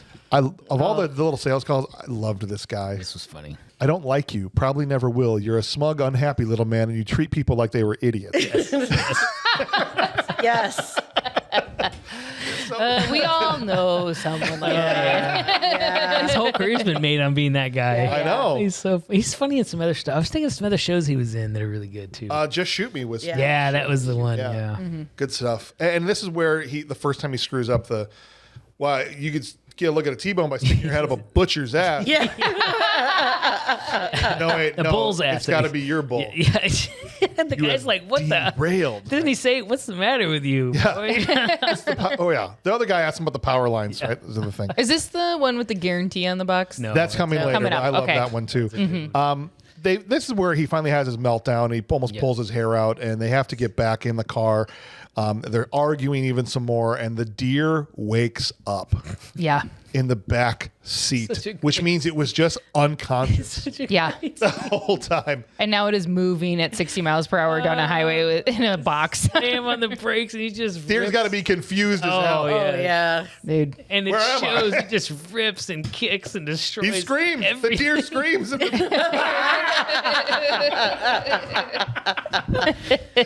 Oh my gosh, I'm trapped here. Destroys the car. This is a very planes, trains, and Yes, automobiles. very Yes. much. Yes. I wrote Moment, that as their right? moment. Because the it car punches even- through the windshield. There's that Windshield? I feel like there's a hole in the Hole in the windshield windshield. going The roof's forward. all ripped apart. The seats are all torn up, I've seen a lot of things in my life, but the radio still works. but that was awesome. Sorry about your car. Sorry about your car. Sucks. It reminds me of when you crash an RC airplane that you built or paid a lot of money on, Yeah. and it crashes. My first response is, that was awesome. Yeah, right. Before I go home, I'm like, oh, that cost me $1,000. It cost you what? Never mind. 20. I forgot who was here with me. Cost me. No, yeah, it's No, a I joke. remember. In That's fact, you a- told me yeah, somebody yeah. bought it for you. Yeah. A gift. A gift. Now, You just Max told me that last week, actually. Max just spends $40. That's right. Yeah, maximum But 40. always like if that. it's like with that scene, that moment, it's like so horrible. You're like, you might as well just enjoy the amazingness that just happened. Right, because if the deer, well, first of all, a deer would never be trapped in my car because I would never Yes, pack it in the back seat. But yeah, I'd imagine I would just be like, well, what are you going to do? What are you gonna do now? Hold on, I'll open the door Yeah, for you. You don't right, need to tear right, everything yeah. apart. You Oh man. just- those days, you had to have the seat that moved forward, right? to get it Yeah. out of the back. It's funny too that they drive the car like for a good quarter of the movie with no door. Well, there's like a Yeah. baby gate. at That one comes a little point bit later. Later. Yeah. First, yeah. Where they got that from. Funny. Richard is still pissed at the hotel, and this is where, to cheer him up, he does fat guy in a little coat. Yes. Yeah. The window's open. The moths are in the room. Yeah. Trying to vacuum him up. Yeah. He's talking to Where do you get a Michelle on the vacuum? phone. I don't know. I guess he's I clean. thought too. I was like, what place No, has a the hotels vacuum don't in have there? vacuum. You ask for that or something? It's a special Yeah. Ohio. Well, not in Ohio. No, South, wherever they were. I have done that before though. Vacuum moths? Bugs or flies, big flies. Sure. With a vacuum. Yeah. I'll do make a with- note of that for summer. Yeah. Stink bugs. So at the house, the other house, we used to get them in the attic at the Get a lot of stink bugs in our house Yeah. in Burlington, yeah. And You don't get I them out had in the a country? I had a shop vac up there, and I literally, because you don't want to squish them. That's bad. You don't do that with Yeah. stink bugs because it smells. I always go whunk, whunk, whunk, like that with my shop vac. It was awesome.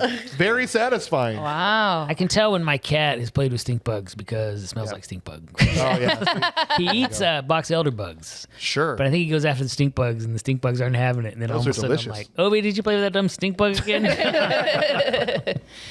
But yes, then he does fat guy in a Oh, little such coat. a great. was like for weeks we were doing this at school. Oh, yeah. Yes. Finding the smallest coats we could It put on. still comes up. Anytime I put on a jacket it's too small, I always think of that. That guy had a little coat. That guy in a little coat. the way Done he, that like- many times. We're a big family. And it's so clear this is a thing he's done before. Oh, yeah. Because he's, that guy in a little coat, Richard. That guy. He's like, don't do it. Yeah. You know, like, so he does this all the time. Apparently that was real life. Like those Yeah. two, he would do that a lot in this SNL place. In the office, they Yeah, would do in the fat guy in a little coat I love in the that SNL scene. office. He doesn't mean to actually rip it, but he can't control himself. And he's like, It's oh. just in half. And I love that later when they're in the diner, the coat's still ripped. Yep. It's the same jacket, but he kind of wears it. Good stuff. The next day in the car, the guys are fighting over what music to listen to when the Carpenters come on. So great. Talk about lame. Skipped a scene. Yeah, the pool scene. Pool scene. That's not yet. That's not yet? I That's thought they were in the another hotel. hotel. Nope, Oh, it's a no, different hotel. different Yeah. hotel. Thank goodness you have us. I got You're, it. Oh, you're keeping us on right. track. Good to go. Actually, it was at this point I was thinking, wait, was this in Tommy Boy or was that scene in Black Sheep. Black Sheep? Oh yeah, no, this was Tommy. Started But when to the think it was Carpenters Black came on, Sheep. they're like, "Talk about lame. Yeah. You can change it. Yeah. No, you whatever. Suit yourself." This was so funny. Pause. Yeah. Don't you remember you told me you loved me, baby? Da-da-da. They're crying. Tears are streaming down their face. So good. That mid song though, the hood flies up Yes. because Tommy never took the oil can. Oh, yes. David Spade is so funny. Didn't you put oil in the car? I used 10W30. Doesn't matter if you didn't take the can out, you idiot. I closed the hood. Doesn't matter if you left the can. He's like, oh, This is like the culmination of the antagonizing relationship they have because they kind of become best buds after this. yes. They throw hands in this scene when because this is where we finally Richard doesn't allow a lot of peeks into his insides here. When he says to him, and I have it down here, he goes, "I didn't have a father, so I looked up to yours, and he looked out for me. But you took him for granted. You can say, oh, I'm fine to be a moron because Tom will just fix everything, and you know." Right. And Tommy's like, "That's it. Get out of the car!" Right? Right. We're doing the whole thing. Yeah. Favorite things. Richard really. Yeah. Had a special relationship, I don't think that's evident immediately with Big Tom. Right? And I don't think Big Tom totally recognizes it. Probably not. We don't ever really see Tom. It might have been a one-sided- No. I mean, Tom obviously trusts Richard with a lot of stuff. Right. But he doesn't ever acknowledge that Richard had that respect for him. And then it dawned on me back during the bagpipe scene when everyone left, both of them Both were of them still stayed, staying there Right. at the casket. Yeah. Richard far behind him, Yes. but still there. This gag lives in my head forever. Yes. Oh, when he starts, you don't want none of me, think it through. I say that as a part of my regular lexicon of things as whenever that's a line that's made it into Not my that life. line, but for me, Yeah. you don't want none of this. Think it through. With my kids, whatever. I say it all the time. Okay. And he gets out. The rhino's getting too close to the car, and it gets out. He's like, "I'm gonna wail on you." He punches him 2 or 3 times. Yeah. Right. Big gut punch once too. If I wanted to kiss, I would have called your mother. Where'd the 2x4 I come don't know, from? but apparently this scene it was real wood, but it had rubber. He was supposed to hit him across the face. He'd missed. Oh. So that reaction is Yeah, probably. He busted a plank of wood over Yes. Chris Farley's face, and he just ate it. Yeah, I think so. So maybe the next scene, which is like my favorite This scene is in the the whole scene. movie, With his Yes. cheek. Yes. is real. Maybe that really was there. Oh, so funny. Yeah, My to face this day, hurts. We use that one. So, is Not anything here there? or here Yes, so much. Right but here. Right here. He's like, no, I don't see anything. My face, and the waitress comes up. What happened to your face? I knew it. Oh man, this diner scene. So Anytime I have pain in my face, I do that gag with my family. Now my Yep. daughter knows where it's from. Yep. this is a turning point in the movie Yes.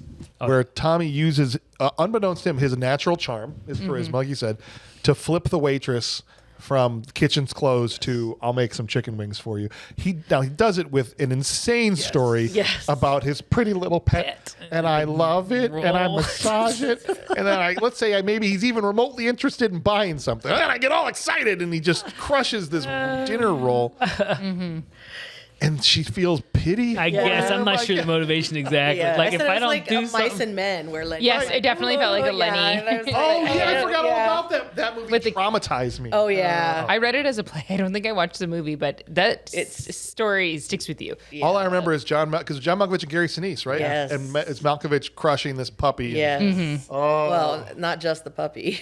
yeah. Oh, did I There's did I a lock woman something involved. away? It was a woman. Oh, see, I locked it all away. Yeah, you were like, no brain, no.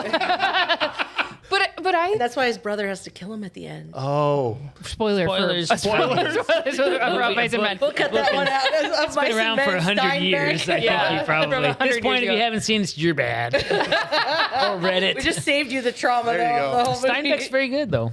Yeah. is it? I like Steinbeck. Oh, Patreon episode. Watch out. just us crying. Yeah. But don't you, Steinbeck I movies felt rule. like it wasn't pity that the waitress No. felt towards Tommy. It was more of this a relatable thing about caring so much about something but not being able to achieve it. Maybe in part from your own nerves. He says that. He says we have something in common. Right. It's when people like us have to forge ahead. Am I right? Mm-hmm. And that's when she does it. Or she just was afraid he was about to tear up the restaurant. Very true. Which in that Nice way, wings, a little psycho. I Yeah. killed myself. I think you nailed it. But- what they but- were going for. But yeah. but also the de-escalation training of Yes, just give him right. wings. I'll just turn on the fryer. Tell you what, I'll cook them myself. Yeah, right. I love Spade's face in this though. He goes, Yeah. he's like, Richard's what the the heck one just that- happened? Yeah, Richard's the one that notices because Tommy would have gone on with his life and never realized anything. He said, that 180 you pulled, you were just being yourself. He says, book smarts waved bye-bye to you a long time ago, but you know how to read people just like your dad. And he was an expert at telling them what they needed to hear when they needed to hear it. Why can't you sell like that? Yeah. Yeah. Right? Yeah. And that's from this moment on, everything in the movie changes. The next sales opportunity is when they're following the guy that's obsessed with guarantees on the boxes Yeah. Oh yeah. through the factory floor. Yes. It's my favorite scene in the Yes. entire movie. And that actor's great. There's no guarantee on the box, and if we're not talking about a guarantee, then skip it. People I'm like not to in- guarantee it. Makes right? them feel safe. Safe. I'll never let you down. He's like, Yes. That guy was about as crazy as Tommy. this guy is also maybe Yes. not on a level playing field. Okay, and he goes, skip it. You've lost your time. And now normally Tommy would say, okie dokie, and walk out the door. But here he says, why would somebody put a guarantee on a box? That's a mystery, and catches his attention again, right? He's like, I'm listening. And he says, they put it on there because they want you to feel all warm and cozy, right? Well, how do you know he was like, if you put that on the box under your pillow, maybe the guarantee fairy will come and leave you in the corner. That was so weird. How do you know she's not a crazy glue sniffer? Build her on an airplane. I like the model airplane. Says the little fairy, well, I'm not buying it. 'Cause next thing you know, there's money missing off the dresser and your daughter's knocked up. I've seen it 100 times. And all that's like, What kind of fairy? it's like kind of crazy, but where the light bulb goes off for the guy, and he said, well, then why do they put it on the box? Because all they told you was a guaranteed piece of shit. Yeah. He's like, I could take a dump in a box and mark it guaranteed. I've got some spare time. But for your sake, for your daughter's sake, you might want to think about buying a quality product for me. Yes. Okay, I'll buy from you. And that's it. Had their first sale.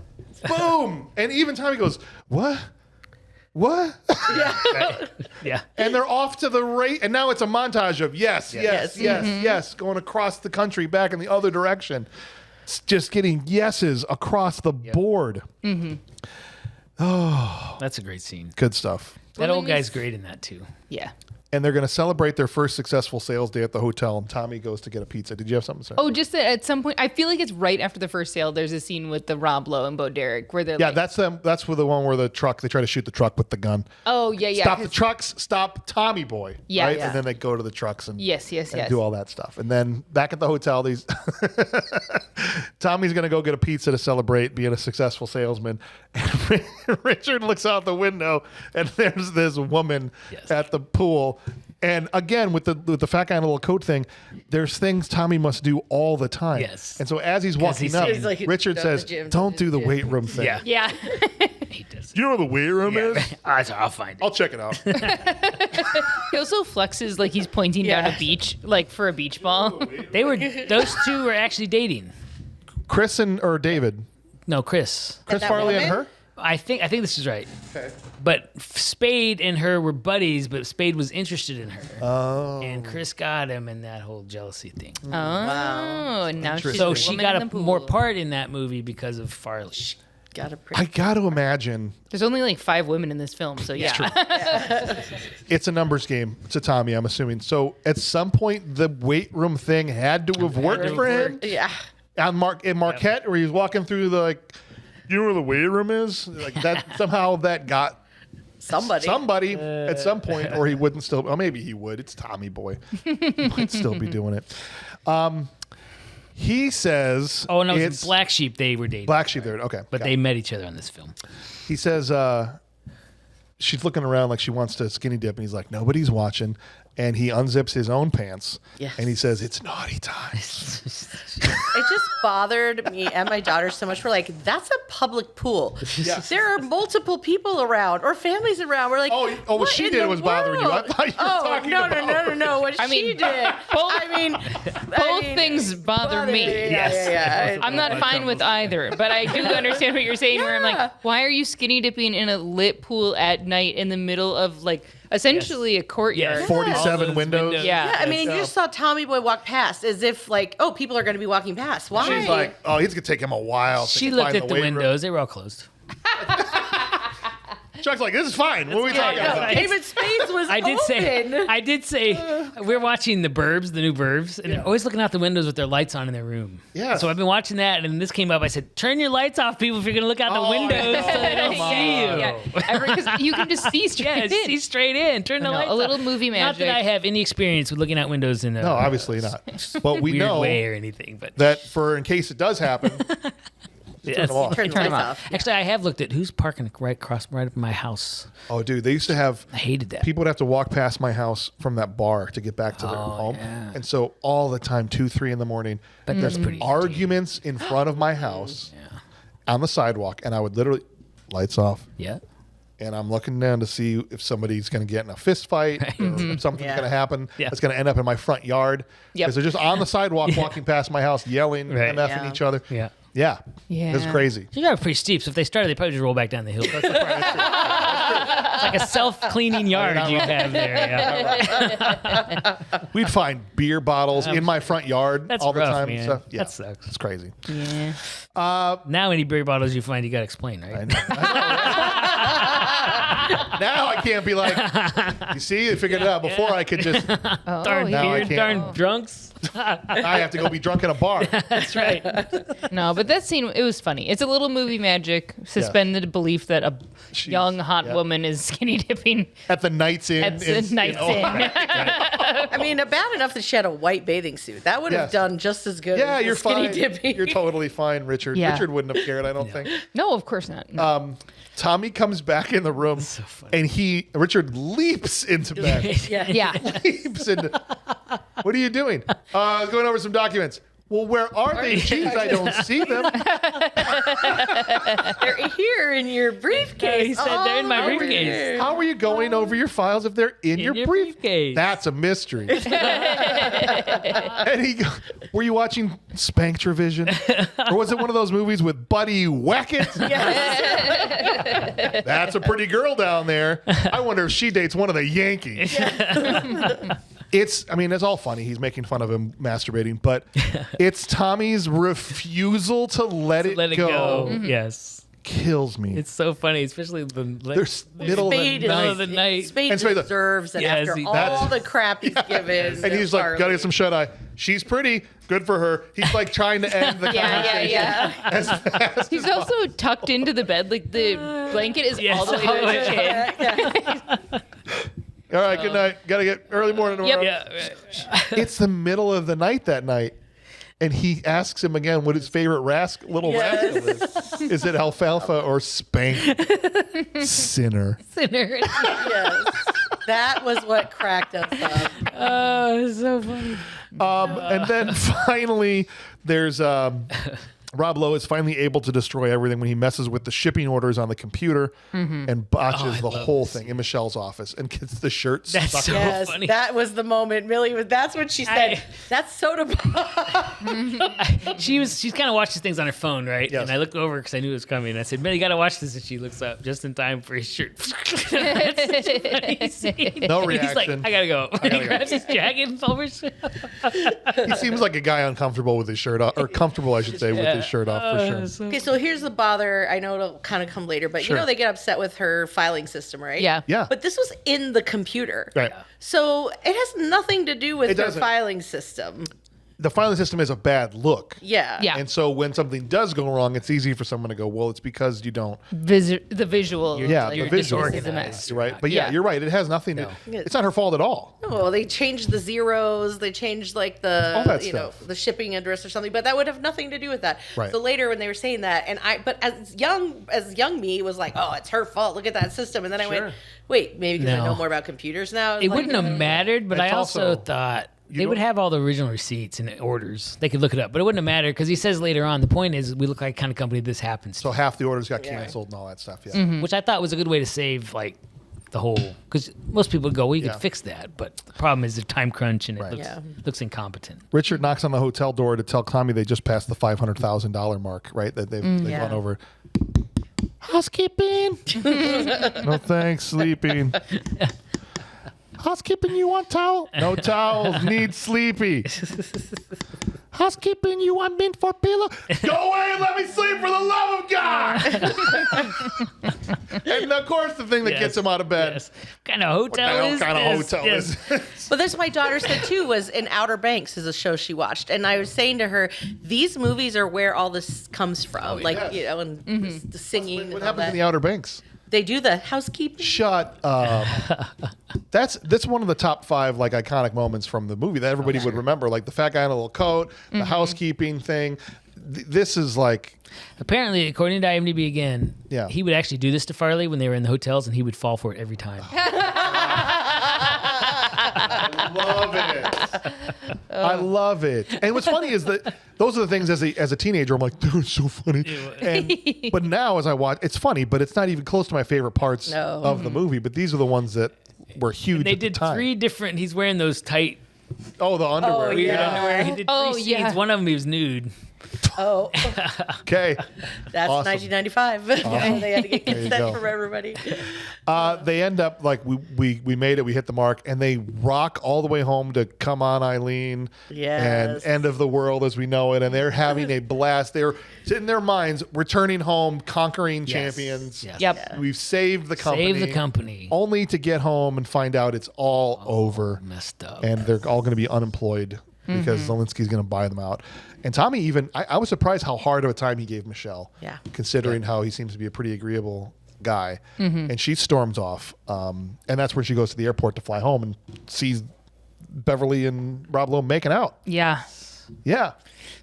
Calls her brother, the cop, to try and find out what's going on. Meanwhile, Tommy is driving a drunk Richard home after commiserating together when the cops light him up. Don't drive. Why? He He was drinking in the car. Richard Yeah. was. Yeah, They're yeah. never going to believe I wasn't Yeah. drinking, Yeah. right? He's not drunk driving, but it's like, Doesn't he say? I didn't know that. You can't drink in a car. It doesn't say. yeah, I didn't you know can't that. drink. You can't drink. That open had at least alcohol. been a year or It was 10 in the years 80s, since 10 that years, I think, couldn't yeah. drink Maybe and drive. Richard is just such a square. He never would have thought That's probably to be true. drunk at all. Yeah. Would this trick ever work? Oh my god! But they did it in Planes, Trains, and Automobiles, didn't they? No. With the bees? No. Oh, I thought, and I guess I got those two mixed. 'cause Yeah, well, I- they're very similar, yeah. But no. I would say no, this would not work in real life because of the just violent driving across the Yeah. ditches of the highway. But they explain it though because the cops are both allergic to bees. Yes. Yeah. What if you got a cop that was deathly afraid of bees? Do you think you I mean, can pull cops this have off? quite a bit of leeway what they can do in those Yeah. situations. That's what I'm saying. Yeah. Roll around. Actually, Hear me say it said roll around on the roll ground. Yeah. I'm allergic They're to everywhere. They're biting. They're stinging. They're mad and they're stinging massive. crazy. They're stinging bees. Your firearms are useless. They get out of that.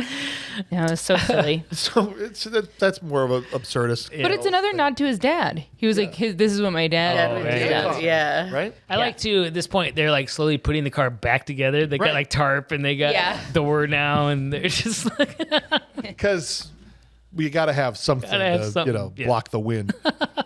They see the billboard for Zelensky, and Tommy says, look, we're going to lose this factory in 24 hours anyway. Might as well give it a shot. We'll go to Zelensky, tell him we're not for sale, and we'll go to Chicago. And so they got to go to the airport.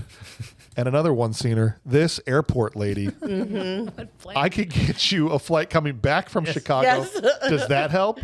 Hi, I'm Earth. Have we met? I don't think so. Here's I'm calling this out in a movie full of ridiculous things. He sees 2 flight attendants walk by, and he goes, "You got some money? I've got a plan." Dumb. How much money? Yeah. Would you? A lot. A lot for this is their job. Their job. Yeah. To let 2 unticketed people take their clothes and go on as flight attendants. And there's no way Farley would fit in either of their outfits. All right, also valid. This is so interesting, though. So you think that they took those guys' job? Yeah. My watching of it is that they saw like, oh, well, if we just dressed as flight attendants and walk with confidence, someone will believe us that we're supposed to be there. But the flight attendants had to give them their uniforms. You think so? They didn't just like find something that looked similar in the. Oh, you think they went and I bought? thought maybe they somehow got something similar because she said, "Oh, we were gonna be short-staffed, so they Right. wasn't gonna. They didn't like switch out with Which them." is really lucky for them because how would they have known that? No. Plus, this is definitely pre 9/11, so it yeah. was like there's no way any of this would have happened. No. What do we have tonight? Chicken or chicken? It's like Tommy is using his natural charisma to just win the day through this whole thing. Mm-hmm. And then we get 10 minutes of airline comedy. Yes. Like just airport humor. You know? Mm-hmm. In the middle of this, I'm like, well, look, we're not going to waste this chance for laughs, so we're going to milk this for every chance we get. I'm like, we got all these high stakes things happening, but we're going to spend 10 minutes on this plane It was a little dumb. milking it for every laugh we can get out of this thing. Whether it's him doing the announcements of, It's like if you don't inflating. know how to do a seatbelt. I'll hit you with a tack hammer. Yeah. He pulls the life. It's The child choking me. Yeah. He's a big dumb animal, isn't he, folks? Yeah. And then he gets changed in the little was- bathroom. that- I've This one seen- made me oh. so bad because Yes, big person, small thing. Yeah. You can't do that. Plus, No. his outfit was kind of better than the one he had on before with the Right. dark pants. But I love- Why'd he do that? I love the don't scene know. where Spade goes in, like a second later, he comes out all changed and looks good. And Farley's like, Right. what just happened? And he destroys that bathroom. Yes. Trying to do that. Oh, it's terrible. That was, I mean, it's all pretty stupid slapstick, but that one was pretty dumb. We're But then fine- they're still flying too. Yes. Like everyone on the plane would be like, Why are the flight attendants why are the changing? flight attendants? And you're under arrest. Yeah. Yeah. Yeah, Right. for sure. We're finally here. We're to Chicago. We're coming down to the end here. They get to Chicago. There's an establishing here. I thought this was a little creepy personally. There's an establishing shot of the Herbie Hancock building. You know what I mean? Like right downtown in Chicago. And that's where he died. Yeah. What? That's where they found Chris lived, Farley in his apartment in the John Hancock building. That's where he lived. In Chicago. And he would live there when they were filming this too. Yeah, and so it's just like, to me, it's a little like you'd think the establishing shot would be Sears Tower or something else. But the fact that they chose that as we've gotten to Chicago, I just thought, in retrospect, is a little weird. It was a little bit. I mean, Okay. would you have retrospectively taken it out? Like I don't know. I Spider-Man? mean, well, yeah. I mean, for a little movie like this, probably not. But like, Yeah. it just struck me when I went, oh gosh, that's where he died. Like 4 years after this. Yeah. Not even maybe. No, it wasn't even 2 4 years later. Yeah. Yeah. Yeah. Yeah, he was Crazy. young. Guy. All right, but they get there. They spot Zelensky outside. They follow him into the building, but they can't find him. So Tommy checks the bank to see if maybe he's in there. Oh And gosh. inadvertently robs the bank. Excuse me. And everyone drops. Listen up, this will only take a second. Guns are sliding. Yeah, the I mean, it's security guards Chicago. have given up immediately. But then they like make it worse by saying, "Well, he had a gun, and I had to like." Yeah. Beat me up after so many punches. Whatever. I had to get my gun. They end up in the elevator, and Ray Zelensky's in the elevator with them. Just be in there. Little heavy on the pine tree perfume there, kid. Yeah, because he was. Why are you rubbing pine tree all over? Yeah. Because I'm I wanna be hot. fresh. I'm nervous and I'm sweating. I want to be fresh. Step 2 is washing it off. I loved Oh, he's good. in this. Aykroyd's Chicago accent Yes. in this is so stinking good. But basically, he lays it out like, I don't need to keep the factory open. All I want's the goddamn box. Right. I make car parts for the American working man because that's what I am, and that's what I care about. And he's like laughing about it. I make car parts for the American working man because I'm a hell of a salesman, and he doesn't know any better. And all of the truth of, and he's in a suit instead of like the blue collar outfit Right. and everything, and he's going through this huge mega complex Right. to get up to his thing. And he says, he gets booted to the street. They say, well, we leave you here because you don't have your shares anymore. You did your best, kid, and that's commendable. You and your bald-headed friend here, because David Spade is wearing a toupee. Just another random, let's just throw that in here at the end for no reason. And it's funny, but it's not at all accurate because fans blow towards the engine, not out from the engine. Oh, There's no point in the fan blowing out. Zelensky's making some garbage up there. Yeah. You know what I'm saying? I think that's right. Maybe it isn't right. No, that should be right. My dad died. Lost my company, and I'm out of a job. Michelle's mad at me. Bench falls. Bench falls. Could have done without that. Yeah. And this is where Michelle shows up to tell him that the family lied to his dad, and they're con artists, and they suckered him and all this. And they lied to my dad, and tapes road flares to his chest. Yes. And a watch. And a watch. Yeah, That's yep. right. To go in as a human bomb and hijacks a remote news crew Yep. in the bank Yes. to go with him back upstairs to Zelensky's office, which they know where it is because they walked up there with him. Which is clever. Right. And I had this thought for a second. I'm like, okay, they shouldn't have to rush because they're not going to sell the company because they have proof that they own it fraudulently. Yeah. Right? So the sale's never going to happen, even if they sign the papers, because it wasn't theirs to sell. Right? And I'm like, so they don't have to rush and run them. Oh, it's almost over and all that. But that's not the only thing in play here. They still have to sell 500,000 brake pads, or Yes. they're going over under anyway. anyways. Yeah. Like even if they still have their company, the company's going to go under Right. anyway. And so the fact that Tommy doesn't go up there to really stop the sale, but to make a sale. Yes.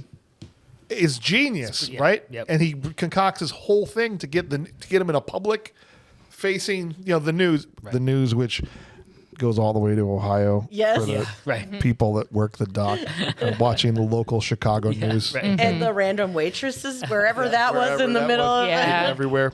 It's national news. Yeah. Cool. We're just gonna roll with it. Yeah. We're just roll with it. Fine. Says I'm not looking for a handout here. What I have is an order. It's a town full of people, and we're at risk of everyone losing their jobs. And I got an order here for 500,000 brake pads made by the American working man for the American working man for selling your stores. And he says, you can tell Dan Aykroyd plays it perfect because of the lights and everything. He's like, sure. What do I got to lose? A great American product, right? And he signed. He's like, what does it matter? It's gonna be mine in 10 minutes anyway. Signs the thing, and then they reveal Yes. the subterfuge of the fact that they don't actually own the company. Right. But for those who did not watch this movie, he does remove the road flares before. Yes, he says Just in they case just people are only listening. Is this why you strapped a bomb to yourself? Oh, Yeah. no, these are road flares. Yeah. It's not under duress Even of being a still, human Yeah, being. That's true. Pretty sure that's illegal. That's Not just how sure he got up there. misdemeanor or felony, but it's one of those categories. Maybe. Yeah. Yeah. Well, You can't fake a bombing. Well, and you certainly had him sign for 500,000 brake pads, under the duress of Yes. a live Yeah. Of camera. a live camera in his face. But he did for sure. catch him, right? Because this guy fakes being carrying about the everyman. Yeah. And That's here's the how good bigger of a loss. salesman Tommy is here. He uses his catchphrase Yep. on purpose because that's his whole thing. He's built his reputation on, right? And then we get that great moment of the guys on the loading dock yelling, "Tommy just sold 500,000 brake pads!" Yeah. And they go crazy. Yeah, it's so sweet. And after they blow the fake married couple out of the water, Ray says, he goes, I think that means that shares still belong to Tommy. And let me guess, you're not going to be selling me the company, are you, Tommy boy? Yep. No, sir. Oh, it's so good. Well, he tells him he's Yeah. a great salesman. Yeah. Yeah. He says, you savor the flavor because it sure as hell won't happen again. Right. You slip Yeah. one by me, right? Rob Lowe tries to take off. You forgot your wife. And ends up just getting his sandbag to the balls Yes. as he's tripping over. There's car crashes happening. And Yeah. he gets launched off the hood. And it's just there's a whole cacophony of Yeah. ridiculousness. And the Beverly just walks off with Ray Zelensky. She does. Yeah. He's like, and my money. next mark. Well, I thought that was in progress actually when Yeah, because he kind of, when they're in that sales room at that boardroom, Yeah. the way she's sitting next to him, I was like, that's already in progress. Yes. Yeah. My, your hands move quickly. Only when I see something I want, Mrs. Callahan. Yeah. Yeah. This, Dan Aykroyd's a legend, and I'm so happy they got him this. Yeah. The I gotta talk right. The letter he dictates to give to Rob Lowe, he tells his man assistant Marty, He says, I wrote this down because I love it so much. Send over a bottle of bubbly with a bucket of ice and a card. Say, tough break, kid. Get drunk on me. Use a bucket to ice down your marbles. Yours, Z. Yes. So good. Something about bottle of bubbly with a bucket of ice and a card. Yeah. It's just fun to say. I love it. Silly. The company is saved. Yes. Yay. Yes. Woo.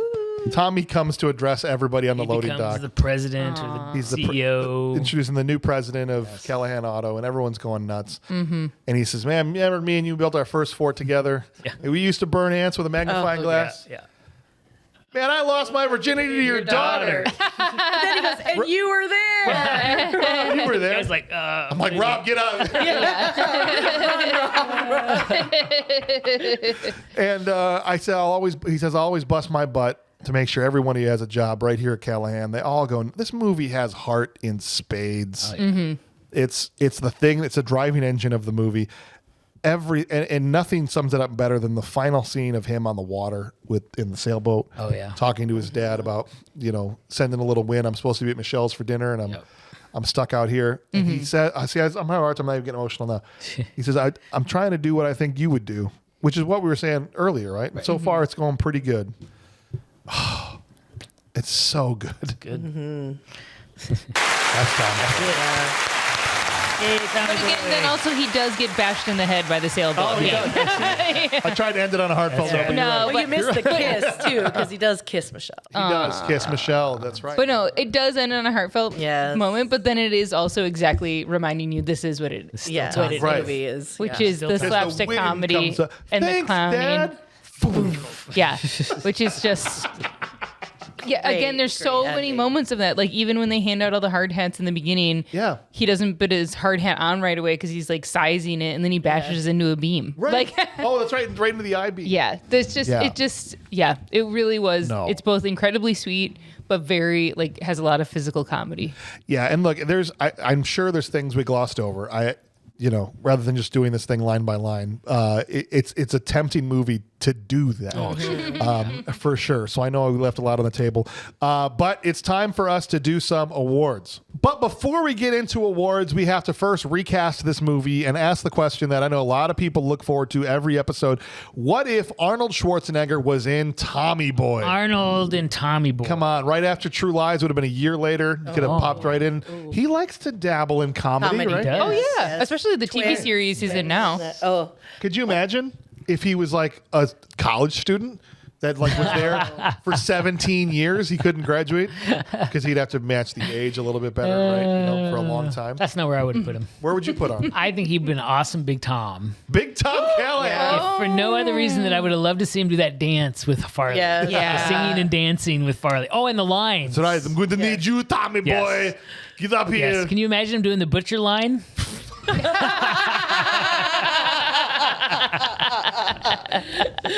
Listen, like you get the good look at the steak by sticking my head up a bull's ass, but I'd rather take the butcher's word for it. okay. That was my number one, was then as Brian Dennehy. Yeah. And then his other one where why would you say no when it feels so right to say yes? That's right. Except it'd be even better. Hold on a second. Why would you say no when it feels so good to say yes? Yeah, you got me. I have a feeling Arnold may have used that line before. I think. What? Say yes. Let's see what the patrons had to say here before we get to the other half of this table. Jonathan Harrison writes in and says, Zelensky.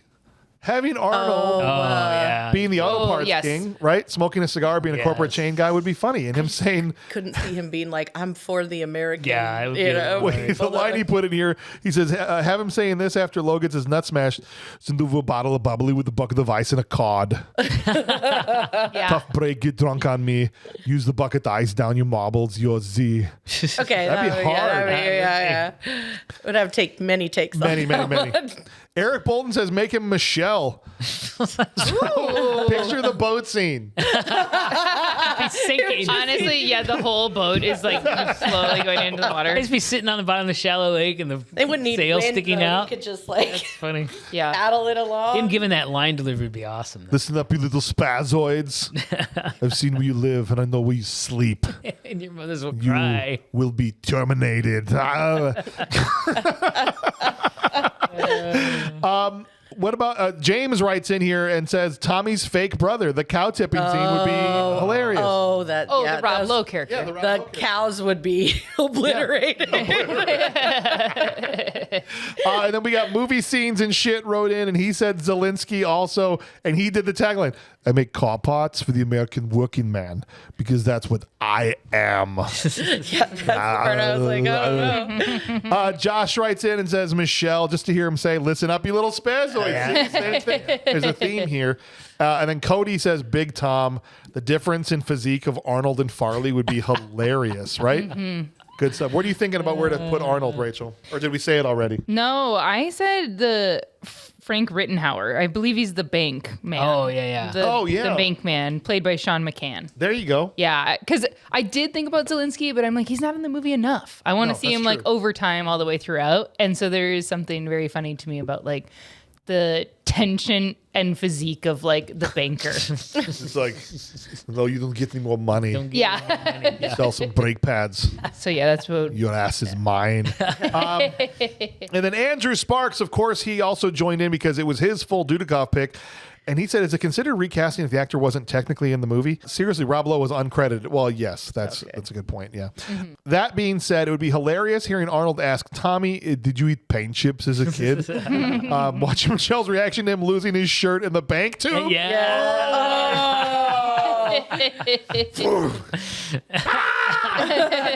She would scream.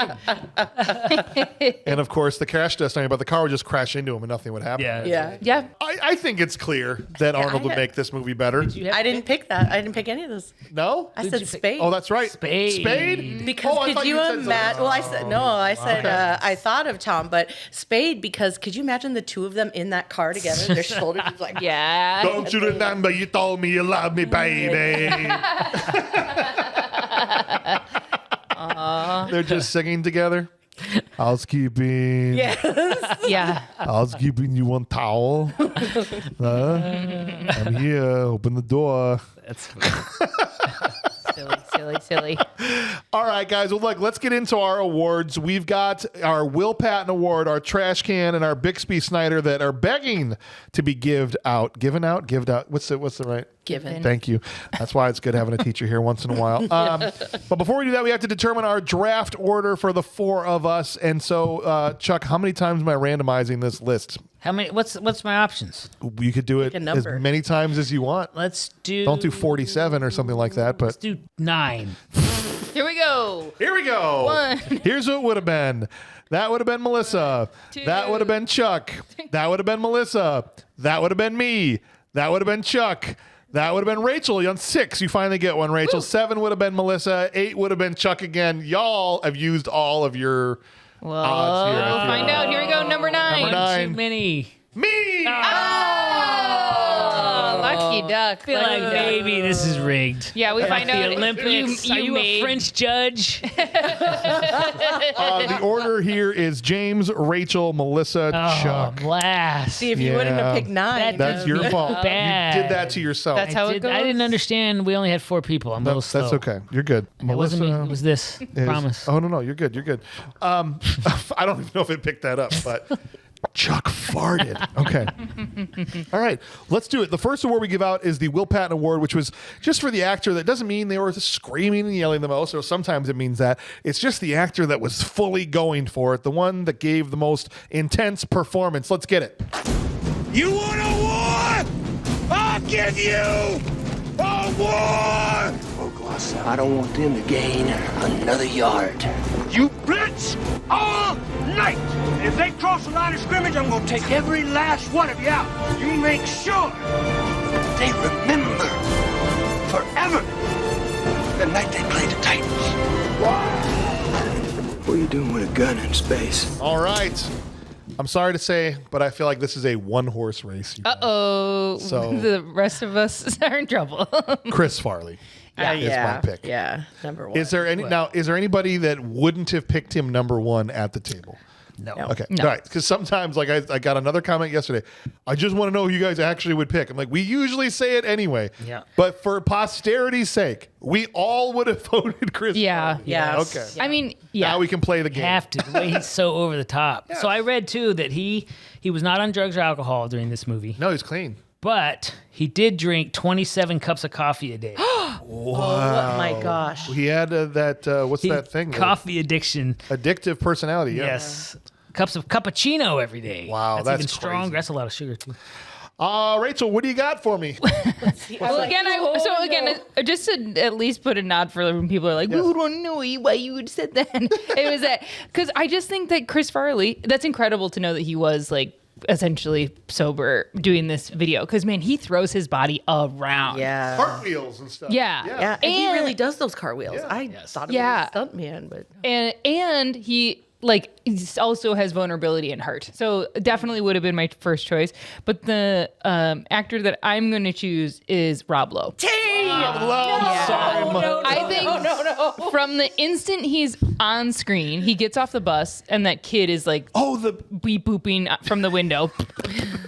And then he punches the bus window and knocks that kid in the face. And you're immediately like, this is a villain. Yes. This is, just the face that he has like throughout the film. Yeah. He is your like grounded villain, intense 100%. actor amongst a farmhouse crazy chaos. And so I think he did a really intense job. I think in any other movie he could win this award. 100%. Yeah. I thought he did a great job. And that kid was one of the Billy Madison kids. Really? That was blowing on the glass and gets punched. That was one of the kids that Adam Sandler went to school with in Billy Madison. Oh. There you go. Great idea there, or rather. Oh wait, I do have that kid's name by the way. Great reasoning there. In case you're curious. Austin Poole. Good job, Austin. Good job. Yeah, named obnoxious bus kid. Who's like in his 40s now, probably, right? Melissa, who you got? You guys took my 1 and 2. So my third was the kid that's screaming at them from the shore. Beach Oh, the lake. The lake boys. Lake Boys. We'll take it. He With keeps a that Z. up the whole time, and then running away Yeah, scared. I pretty love the whole going the wrong way. Yeah, he fully went for it. Yeah. That's awesome. That's a great pick, Melissa. Chuck. I am going with Big Tom. Big Tom Callahan. Ryan Dennehy. That's not a bad pick. And that was number 4. His physical comedy, his acting, I was very impressed. When he does the sumo with Chris. Yeah. And then you totally buy his looks, his glances when he's like, you don't have to close your eyes anymore. I never asked you to close your eyes. Stop Don't closing close your eyes. He has those good looks. He just does great. No, he's I great. think he plays the dad really well. I have been pining for a clean sweep for a long time. I feel like this has got to be. It's gotta be. right. Knowing that all Never four of happens. us, Too many all four of people. us would have picked him. Too many options, but it's But I gotta feel like be some of your Tommy Boy. Patreons are going to be like, know. well, he's the obvious, so I'm I not know going to that's go. why we can But never get the clean sweep. It is curious though that nobody chose Richard, the David Spade character. His is understated. Like, Very understated. Don't you think it also there's something about his performance? It's not intense. It's so natural. Yes, because I think that's just him. That's just exactly which who is he why I is. don't see it as Yeah. intense. Well, let's find out what the patrons said. Let's find out what they said here. Jason Blanc wrote in and said Chris Farley. That's one. Yep. Okay. We're almost there. Chris brought the ultimate intensity to almost every scene he was on camera. The decision took me about 2 seconds to make. No one could bring that type of intensity that Chris Farley did. All right. Nathan Wood said Chris Farley. Seems like a no-brainer. Basically just played Farley in everything he'd ever done, but he did it at 100% on and off screen. Let's see. George Knauer. I'm sorry, I'm probably butchering your name. Also said Chris Farley. Oh, no, it's his sleep. What can I say about the tour de force that is Tommy Callahan, from evading cops by screaming about bees to having a mental breakdown over a poorly delivered analogy about a butcher? Yeah. He takes that intensity and runs with it. His passion to follow in his father's footsteps to prove his worth would have had me ready to join him on this road trip. It's sad that Farley downed 27 cups of cappuccino a day. Look at that. Wow. Dang. All right, we're 1, 2, 3 in. Yeah. There's 4 more left because we got the extra one for the Dudikoff. And you're hoping for the clean sweep here. Clean Let's see sweep. it. It's a long ways to go. Ryan Morency says the man himself, Tommy Boy. No. Okay. You're If getting he's- closer. If he's not already at 18, he's ramping up to it. No one brings more energy. Oh, here we go. Oh, no. Giannahu. Beatty. Is this Greg? Was it George or Greg Beatty? His name comes through as Giannahu, and he said he changed it. I'm sorry, man. You got to change what your Patreon name is. That's how it comes through. Anyway, he said Chris Farley also. Tommy Callahan. I mean, from the start, every one of his reactions to missing the bus, to getting the D+, he absolutely chews every scene. Who can honestly play that role so damn good? Nobody. With the exception of Arnold, obviously. It's crazy, yeah. Just like millions of people in this country, he succumbed to his addiction disease and ultimately died from it. It's truly heartbreaking. There is help out there, people.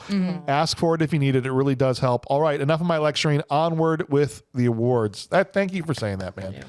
Yeah. And then Matt Masick said Chris Farley. Oh, Well, I mean, two We more. got one more left. One more. Okay. You can tell he was invested. history. The scene when we absolutely destroys the toy car and lights it up always gets me cracking up. We're just down to Andrew Sparks here now. For He's his the full Dudikoff? He's Yeah. the Dudikoff. Can this award go to anyone else other than Chris Farley? Let's go! You did it, Jimmy. Yeah, all right. Soaking in the glory of the full sweep. Only because I picked 9. This guy was the king of physical comedy, and his tragically short career, he always committed to the part. Enough said. There you go, you guys. Chris Farley is going to win. There it is. All right, nice job. All right. The next awards, the next two could be anybody. This was the only one that was I'm not too confident about this next one. bankable. It's hard. But we have to talk about who did the worst in the movie. Now, I'm worried you guys are going to get to me again. In a- Take all mine. in a movie where everyone seemingly does a good job, it's not about maybe even picking somebody who was bad. It's just who was the worst out of everybody that's good, right? It's the Steven Seagal Trash Can Full of Dirt Award. Trash can, oh trash can, it's a trash can full of dirt, yeah. Love never dies, and neither do they. Love is eternal, and that's a long time. All right, Chuck, who you got for me? For worst. Oh, wait, I'm first. I was like, I'm wait. first. Ooh, I almost gave it to you. Because I'm so used to going around the table still, see? I'm sorry, I have the first pick. I know he's going to pick mine. It's Bo Derek. Dang. Was that your gonna first be- pick? yeah, Was it's that gonna be a yours? That was not my first, but it was up there. It was okay. Oh, yeah, come on. Trouble. Now I got to find somebody. Bo Derek was real bad. I think the only one, actually, that was bad.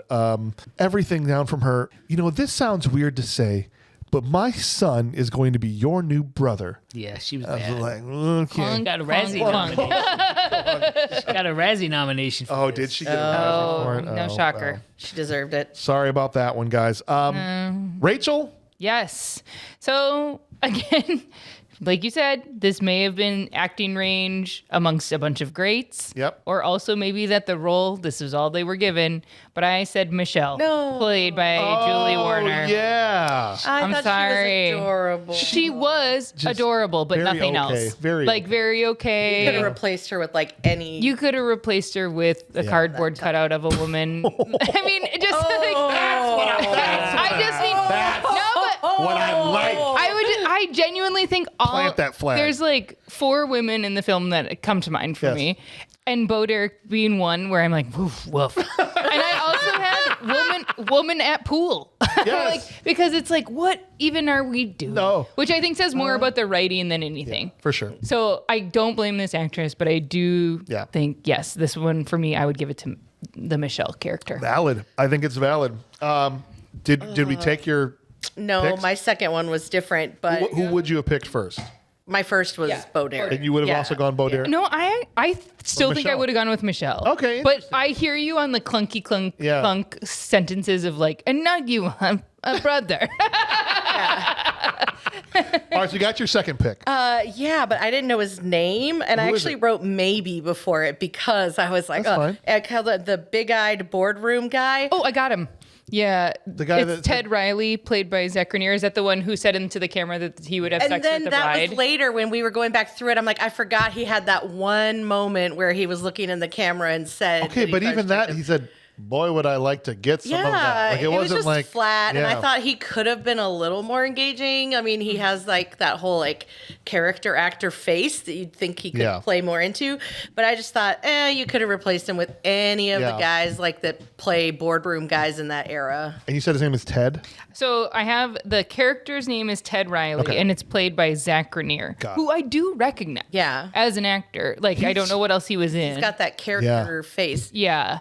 But yes. I do concur with your choice. Thank you for that, because I was like, well, he did do that, but it just wasn't enough. So No. he was my second after He was in a Derek. movie for sure. Yeah, I'm going to be looking it up while Like, did you ever see that documentary, that guy that's in that thing? Guy.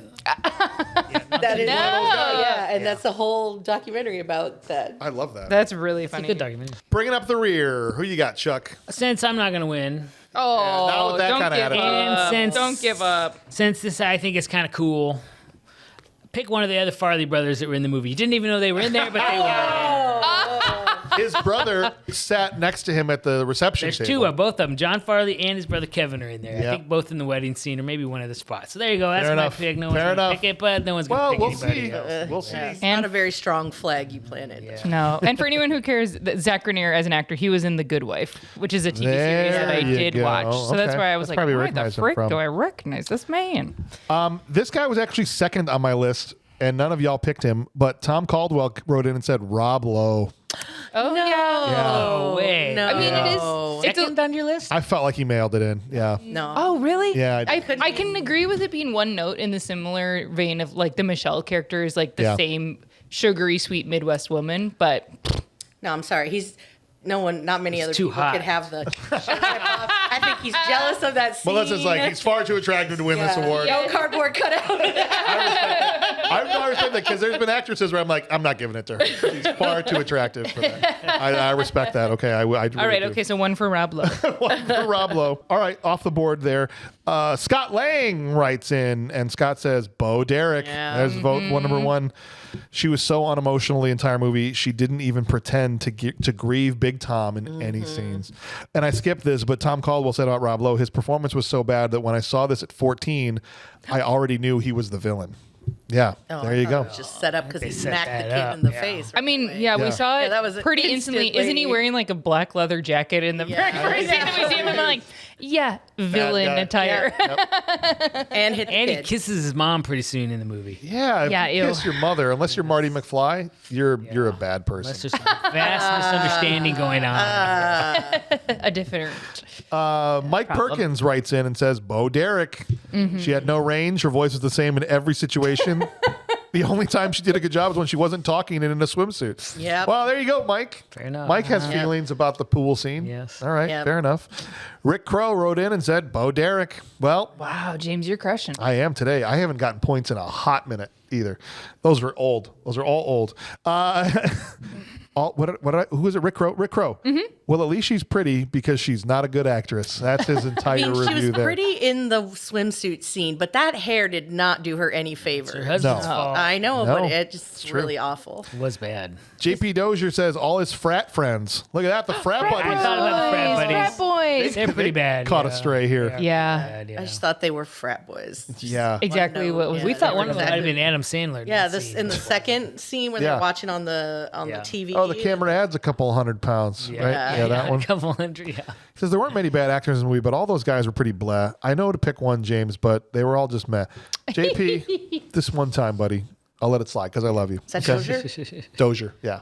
Mike Wallace says Bo Derek. I think it's someone's in the bag, guys. Honestly, I don't think anybody was completely bad in this. Bo was just kind of there, though. Yeah. And then to bring this home, and Andrew Sparks says, if this movie had been made 22 years later, Bob's favorite enhancement company could have made a placement deal. Sadly, that deal and being a member of the Boner of the Month Club says nothing about your acting ability. The only thing Bo Derek did well in this movie was convince me she played a better part in Eddie the Eagle, and she wasn't actually in that movie. Wow. Fighting words. That means Nice reference to the Olympics, though. I like that. Yeah. Bo Derek is going to take home The trash can, I've successfully blocked 2 people from getting a point. You still need it. Like, I'm trying. I think, honestly, the Bo Derek performance was so bad that I just, like, didn't realize she was performing in this movie. She got a Razzie nomination. She got several Razzie nominations. And one in her career? Yes. And just in general? Yes. Was she a model? Like, or, Yeah. Okay. Yeah. She's a model that then ended up in film. Made a couple movies, yeah. Okay, well. All right, guys, it's time to give me. That is the correct reaction. She wasn't chosen for her acting chops. Different kind Yeah. It's the Farrah Fawcett school of acting, right? When we saw Cannonball Run, just sit there and look pretty and just giggle every once in a I while. refused to pick her, too. And that's it. And that's the same thing. He's like, I'm like, she was terrible in Cannonball Run. He's like, Chuck's like, I can't pick She her did her job, for the man. trash can. That's what she was in there for. She did it perfectly. Wait, this is such an aside, but it's on my mind because I just watched Love and Death, which is a series about Candy Montgomery. Does that sound familiar to anybody? No. So it's a biographical crime drama miniseries, and essentially there's a Texas housewife who murdered someone, claiming self-defense, blah, blah, blah, right? There are 2 different series out there you can watch about that. But part of her legal team was like, you need to cut your hair into a more conservative haircut for the trial is like part of the miniseries. Yeah. That's what like ends up in the miniseries. And I imagine it's true. The haircut she has in the actual photos of her in court are horrible. Oh. And it does make me think about this Bo Derek thing, because you were saying with like this haircut, I'm just like, this isn't flattering for anyone. Like, why are we doing this? I thought she was wearing a wig. Really? Yeah, because it's just so hideous. Yeah, it's bad. She's in like little mini like suits, Right. But then her hair is just horrible. And there's ways to do short hair like that looks Yeah. great. Oh, yeah. Looks Lots of fantastic, pixie right? cuts. Lots of pixie cuts look great. Yeah. This, I don't know what this was. No. I think that's why when her reaction to Tom dying was when my daughter said, haha, R.I.P., that's one way to get money, because she was looking at her face. Yeah, and there's like no reaction. Yeah. Which when you find out it's a scam is like, okay. Act like act like it. no. Right, yeah. Yeah. The love of Yes, my life is that's right. dead. Here we go. Here we go. We're The gonna find big- out if you have the clean sweep. For me, no one's ever done the hat trick. Won all 3, so I'm in play here. Mueller almost had it. He got the 3rd award down to a tie, and it was a tie break. He lost. And he couldn't persuade them. No, he couldn't do it. Wow. We'll see if I can pull this off. All right. That's The right. next award is the Bixby Snyder Award, which is for, and this movie's packed This with is them. not going to get one person. It's going to be spread There's all a over the lot of place. this. Here we go. But still for the win. Oh no! It's boiling acid! I'd buy that for $1. There is some kind of bug that we haven't seen yet. Okay, USA. Paper! I've never seen paper! Frankly, I find the idea of a bug that thinks offensive. Prepare to die, powers! So he hid it. In one place he knew he could hide something, his ass. All right. Lots of one-scene wonders there, and we're going to start this off with me, and I have a whole list of them. So if y'all need help, I can help you. All right. I got But- a list here, too. I was really struggling between the whores lady and the airport lady. Yeah, the flight. But I think I gotta go with to this day, me and Ryan Madela will still do that. I can do this. Does that help? And so I'm going with airport lady. I think airport lady is my favorite. Okay. That has an homage to Planes, Trains, and Automobiles, too. The best scene in, I think, any comedy ever is the car rental scene from Planes, Trains, and Automobiles, which I can't say on this show. 32 times the F-bombs dropped, I think, in that. Edie McClure, yeah. She's so funny in that. Yeah. She was the secretary to Edward Rooney. That was Great. such a All great right. Well, line. that was not my top pick, so lucky. Yeah, hey, this is working out. Yeah, because I would say the boardroom lady who talks about No, horrors. she And was so great. the actress, by the way, that is Helen Hughes. Helen Hughes. You could Thank you, feel her vitriol and his just frustration. Poor There's a guys. whole other Yes. story right there. Yeah. She's also wearing this floral print dress that like is such a juxtaposition to her saying the word whores. Yes. So very good. Very good. I love it. I almost wanted to give it even to the husband. That was Oh, just he's there. great too. Yeah. Like, this one stir in the war. I visited It's a lining, prostitute. shaking their fannies. I like her idea. Shaking their behind for the menfolk. The menfolk. Men folk.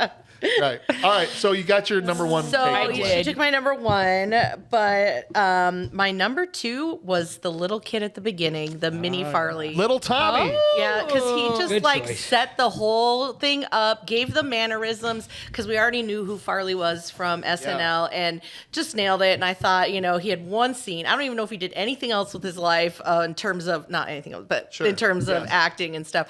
But he nailed that. So I love that pick. He's a good pick for sure. Chuck, there's so many still on the board. So many on the board. The waitress. The waitress. We've got the cops. I bought my breaks from him. The allergic to bees cops. The boy on the bus. The boy on the bus. You got Obnoxious the bus kid. the get out. That ended up on my The list. get out. You got the guarantee box fairy guy. You got all kinds. You've got of the guys. pool woman. Pool woman.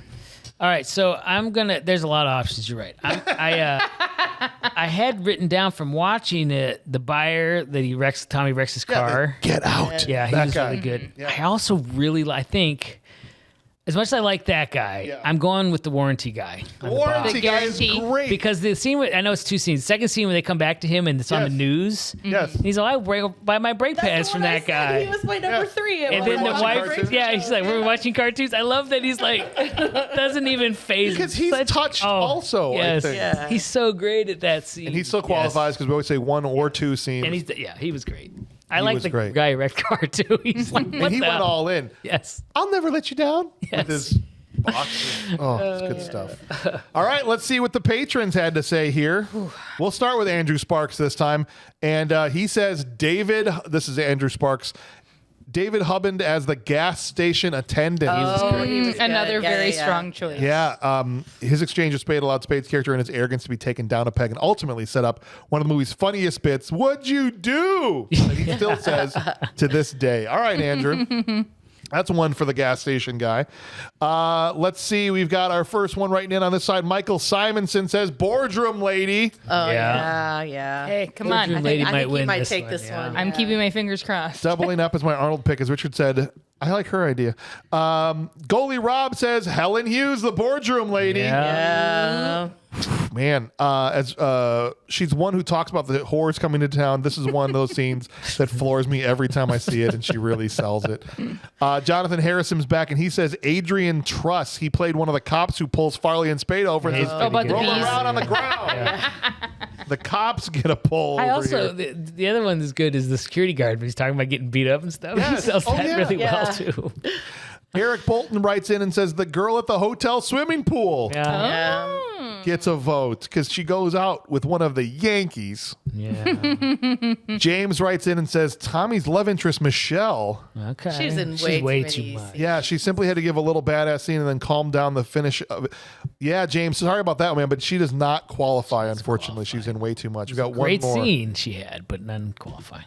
We need, I don't know at this point if anybody can catch Rachel, but movie scenes writes in and says Ryder Britton as young Richard, not young Tommy. Oh, young Richard. The kid had 4 seconds of screen time and he nails the delivery of late again, Tommy, you're pathetic. That means Rachel, you're on the way. She came in on a mission. She accomplished it. Good job. Accomplished your mission. I really, really wanted this because truly in the clips, you can see my name on the whiteboard with nothing next to it. And I was like, I gotta remedy that. We got to get you. Well, now you're on there. So there you go. I want to Amazing. make a bad joke, but I'm not going to. Tell me later. Do it. You're better than Lindsey Vaughn. Oh, we love her still. Came in with a mission and accomplished it. That's right. Oh, that's mean. That was mean. Well, it's time. We love her just the same. told Olympic you it was a athletes bad joke. are, ups, downs. I was gonna say it's time to land the plane, but it's time to pull the car into the garage here, so to speak, and ultimately come to a final declaration on how we feel objectively and subjectively about Tommy Boy. In other words, we did Lake Placid a couple episodes ago, and there was a little bit of consternation about what this actually means. And so Oh boy. objectivity simply is your personal opinion removed as much as you can. It's all still opinion, right? But when you're rating something objectively, you're using whatever objective measures you would use to say whether something is good or not. An objective opinion must be defended, right? If you're saying something is good or bad, you've got to be able to defend why. Your subjective opinion doesn't need to be defended because it's just whatever you think. Right. Okay. So that's how we combine those two things into either a good movie that's good, a good movie that sucks, a bad movie that rules, or a bad movie that's bad. Right. Right. Okay. And we'll start with the patrons because we're going to go around the table like we usually do here. And Josh is the first up. It's a travesty the critics are so out of touch on this one. This is my all-time favorite Farley movie and probably close to my top 10 comedies. The dynamic of Farley and Spade, along with stellar supporting cast and outstanding writing, came together for a hilarious movie where the humor is still relevant 30 years later.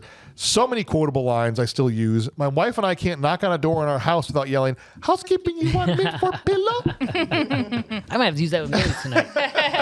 Find a reason to go in or knock on her door. Housekeeping. And on a regular basis, I ask my boss for his Herbie Hancock. He just looks at me and shakes his head with disappointment, just like my dad. I'd list them all, but you guys probably already quoted them, every line of the movie. Almost, man. Next thing you know, there's money missing off the dresser and your daughter's knocked up. Good movie rating. Yes. Ooh. Josh. All and right. we turn to Chuck has the floor. All right, one other trivia thing. The skyscraper is the Fox Plaza. Do you know what that's from? No. Die Hard. Is it the same That's one? the Zelensky skyscraper is the same building in L.A. How about that? That's crazy. I never know why they move so many places. They just go to L.A. just to do that scene? I wouldn't care if they used a building in Toronto. Like Do it they in have everywhere. Chicago. Yeah, what's the deal? You're in Chicago, supposedly. I don't know. Anyways, that's a total aside. I think this isn't a genre. People get mad when I use that word. But this is slapstick genre to a degree. And maybe not whole slapstick, but pretty much. Like, Farley's over the top. If you saw a human being doing this in real life, you'd be very concerned about them. So with that context, this is the objective part. I think it's a good movie for what it is. Like, in that genre, it's a very good movie. It's plus it ties things together, like stuff that happens in the beginning pays out in the end. It's not like completely one-sided stuff just comes out of nowhere to accomplish what it wants to. The emotional connections, the acting, I think is quite decent for a comedy movie like this. When we talked about Farley going from so over the top to really emotional scenes about his dad, you believe that, it makes sense. So I think it's a good movie. It's a funny movie. It's fun to watch. It's got a lot of quotable lines, good acting, heartfelt, which you don't get too much anymore, which is too bad. Yeah. You can make a heartfelt movie not be schlocky. And I think people have forgotten that and are cynical and angry, and it's okay to like love your family and want to have fun and laugh, and it's not bad for that stuff. But you don't also have to make it super sappy like a Hallmark movie either. So I think it really is a fun movie. It's a good movie. I'm shocked it got the 40% from critics. I'm not sure what they disliked about it. Other than maybe they just thought it was too stupid in certain parts. But yeah, I think it's a good movie. Good movie rating from Chuck. And I have one more Chuck objective. and Charles at the same time. One more objective proof of this. Yeah. Tommy Boy is one of Quentin Tarantino's favorite commentaries. How about that? If he likes it, come on, then it's got to be objectively good. And he is just so full of heartfelt movies. Yeah, I right. mean, he really took that in. He owns a 35mm print of the film and sometimes screens it at his house parties. I would love Wouldn't that be crazy to watch? to see Quentin try to make a movie like this. I would. Maybe he knows he can't, and that's why he just watches and enjoys this one. But I don't know if it would even be possible for him to do it, but I love that he loves it. Yeah. I hadn't watched this in a while, but I really enjoyed it. And it was fun to watch with my daughter. She really enjoyed it. I was trying to get my son to watch it. Yeah. It was fun. Yeah, it's interesting because we watch some older things, and recently we were going back to the old... oh no, I wanted to call it the Bink Bink show. Yes, because we call it growing up. Yeah, Law and Order. And watching this first episode with our daughter, and it was like, oh my gosh, people didn't believe women. Oh my gosh, they would say these things. And it was like, wow, this was like 1990 something, and I didn't even realize how bad some of those things are. So sure. I mean, despite the fact that they did have some humor in it that we wouldn't use nowadays, the fact that I would not feel bad showing that to my child and saying, oh, we don't do that nowadays. You know what I mean? Like, I felt like it still pretty much stood on its own without having to, like, apologize. Sure.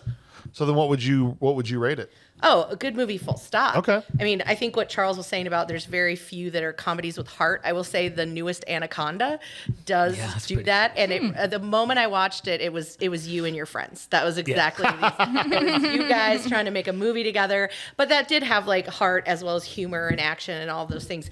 But it is rare to have that. I mean, I think that there was quite a bit that we said during that time with Tommy Boy and Billy Madison and stuff that had that. But this just truly, with Brian Dennehy and, all of that around there, it just had a tremendous amount, I know, stupid teacher word, but pathos to it. Yeah. And like, it just really has that. And I can't imagine giving it in my own bad at all. Okay. I respect that. And I think you did a good job, both of you, of supporting that, because I think it's hard sometimes for us to remove, especially, and I'm interested to see what Rachel has to say in a minute here, not having that nostalgia. It's hard to remove ourselves and be objective, but it sounds like you were able to do that, so I appreciate that. It's interesting to see it through your child's eyes. Gives you a different objectivity to it. 100%, which is why I've rated the Twilight movies the way I have as we've been watching them. Because if I wasn't watching them with Jenna, I think it's a totally different experience. Oh, 100%. Right. Yeah. Right. Cody Every writes in and says, I love this movie. It's a classic for a reason. I hope one day soon y'all cover Black Sheep. Good movie. Yeah.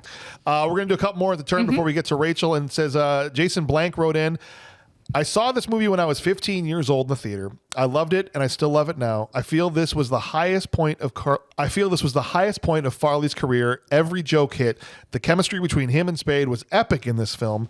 I still find myself quoting this movie even now. I watched this movie with my kids, and they found it just as enjoyable because of all of this, I am rating this a good movie. That's 5 straight. And then Nathan Wood says, Tommy Boy was in my regular rotation for my teen years, and I still quote it pretty often. Is it as enjoyable now as it was when I was 16? No. Does it still get laughs when I'm in the mood for some dumb humor? Absolutely. Objectively, it's not a great movie, but I don't think there's anything that warrants a bad rating. And subjectively, I like it enough to put it on every now and then. Good movie, full stop. Ooh, you got me scared that it was not going to be there. Woo! I'm seeing ghosts out here. All right. Rachel. Yes. So again, I don't have the nostalgia for this movie because I've only watched it for the first time. And you have really scared me with your lecture about objectivity and subjectivity because I have not gotten to that part of the Lake Placid episode yet. Just wait. You can see the life drain out of me. Okay, because I was like, I'm listening, but I have not gotten to that part. Same. I was like, wait. And then, yes, you mentioned, like, there's definitely, if for whatever reason, like, jokes about weight do not sit with you, like, you would not want to be watching this film. If that's like uncomfortable in any way, then like this film would not be for you. Was there yes, using the R word, I was like, yep, we don't do that in 2026. And seriously, I do think the like fat jokes, if you put a percentage on it, was in like 35% of the scenes. It's a pretty bonkers amount because even right before the wedding, the dad is like, "How do we look?" And David Spade says, "Fat." Yeah, and I'm like, "You guys." yeah, people wouldn't say that. So caution. If that's not for you, then of course this film like would be bad. But I do think that it's really wholesome. It has again those high highs of like big clowning, like fall on the table, like trip on the stage. That's how I understand his improv to be in Chicago, was like that he would get out on stage and do exactly that. Yep. And to do that and be able to like drive a story. And I really liked having a storyline that includes a dad that like actually genuinely loves his son. Yeah. And so, yeah, for all of that, I mean, I really enjoyed it. I thought it was really funny. It does not have any of my favorite bad movie tropes, like a dead person who moves. Or seeing the strings of an acrobatic move. So I would consider this a good movie. Wow. Right. Look at that. First time out the gate, too. Yeah, and if a parent wants to show their child with a wholesome, I would skip the pool scene. That was my only. You might have a lot to explain to your child. I'm comfortable with that. Yeah, that one could be, unless you're looking for a real lesson in puberty conversation, then maybe you can bypass those 45 seconds. I mean, Tommy Boy, honestly, considering other movies of that same era, like Something About Mary and King Kong. Oh, boy. Yeah. Just way better. But yeah. All right, Matt Masick writes in and says, this movie is a classic. 20 years later, I still laugh at it whenever I watch it. The movie is so highly quotable, and I still to this day look at people and say, shut up, Richard. Or I can't help but say housekeeping when I knock on a door. This is my all-time favorite comedy, and I still watch it multiple times per year. This movie should be on Good Movies Rule. And remember, always take the butcher's word for it. Flag planted. Matt Masick, I love it. Matt Masick, yeah. George Nauer says, first time with award submissions. I thought this would be a good one to start with. Hey. Nice. Welcome. George. In all, this movie is nostalgia on high for me. I've used the housekeeping bit on my family more than I should have growing up. Played fat guy in a little coat more than a couple times. Even done a reenactment of that chef's kiss of a model car scene here and there. Underneath all the comedy gold, however, lies this beautiful story about the love of family, the courage through adversity, and the strength of selflessness. I believe in the relationship that Tommy had with his dad, and that made me believe he would do whatever it took to keep his dad's business afloat. Chris Farley and David Spade's chemistry make the buddy road trip idea fresh and endearing. From their contentious relationship to their cohesive teamwork, it makes me want to be the third traveler on their quest to save Callahan Auto. This film doesn't stumble. It is timeless, heartfelt, and hilarious. Good movie. Nice. Yes. And I don't even know what I can say. That's a pretty good summary, yeah. If you pick anything other than that, I'm walking out. Well, let me tell you something. Because, you know, when you really break the script down here, you'll really start to see. No, Need you pulling a Farrell? Nonsense. First of all, I would never. Second of all, this has no business being a 40% critic score. And I feel like a broken record. I've said that about so many other movies, but especially I'm embarrassed that Tommy Boy had to be on our show because it qualified via the rotten critic score. This is a all-time classic comedy. Yeah. And it's not, and I can understand critics can be harsh on supposedly dumb comedies where it's like fat guy fall down, whatever you want to, this genre, whatever you want to call it back then. But this movie has a heart in spades. Right. And I don't want to belabor it because we've talked about it throughout this whole episode, but I don't know how many comedies where I was tearing up as much as I was tearing up. And the relationship, like I said before, with Tommy and his father believed in his son and no one else did, and he rose to the occasion to be the guy his dad thought he could be. And it's almost a perfect comedy. If we were doing a numbers, I would maybe give this a 10 out of 10. Really? Yeah. But for now, because of our system, I'll just say this is a good movie. Full stop. Yes. Hey, Tommy Boy. Yeah. Right. I would have traded this on good movies for Face Off any day. Sure. Different era, genre This was movie, a but good movie. Well, we still got one person left. All right, and let's that see. is full due to well, he's Coffer. got it like this, right? Well, And this is Andrew Sparks. He says, see. I fully understand that it can be difficult to take a step back from movies of your childhood and view them without rose-colored glasses. I also understand that comedies are difficult to cover on BMR, and for that matter, GMR as well, because they would have to be considered an all-timer. That being said, Tommy Boy is an all-timer. Yeah. Maybe the critics were too busy trying to get a better look at a T-bone by sticking their hand. Good effing movie. Yeah, there we go. 11 for 11. Clean sweep. Has that ever happened? Ran the board. I have no idea, but this 11 people in a row keep shame on top of all those critics out there that gave more critics than not. 60% of them gave it a bad rating. That's embarrassing. It is quite surprising. I mean, I've been listening to BMR since the beginning, and there's never been one that all people said good movie. Yeah, probably not. We've done so many. I can't possibly keep track of it unless I was literally keeping track of it. I know there's some guys in the Discord that run a spreadsheet, so maybe they can tell us and jump on there and see. Well, I'm sure there's other maybe BMR, but not good. Not all good. No. A clean sweep of 11 goods. Yeah, I don't know. Probably not. That'd be my guess. But just want to say thank you guys all for coming in here and talking about Tommy Boy today. And thanks for filling in for Ryan Mueller. Yeah. I was very excited. I had asked if I could come to the kids' table if you needed it, because just Tommy Boy is such a nostalgic movie for me, and same quotable. Yeah. Even the housekeeping, you know, it's funny how much that came up. Yeah. I know, right? I'm telling you, it's something everybody remembers from it. So we're going to move on to next week. And next week we are going back into the horror genre in the middle of, well, it's February. I think this will come out in March maybe, or right around the turn of the month. But we're going to be talking about Pumpkinhead from the 1980s. Any of you familiar with the movie? I'm not. Didn't watch a lot of horror as a kid. No. Okay. No, Watch a little more now, but not. All right. Well, it should be interesting. Yeah. We'll see how Yeah. it goes. I mean, can it be any better than what's a basket case? Oh, Yeah. basket case. He loved a basket I case. What are you know. talking about? He broke it down on a philosophical I level. did. It was pretty good. That's my best take. I think, so far. I'm sorry, Waterworld's fish. Well, fish.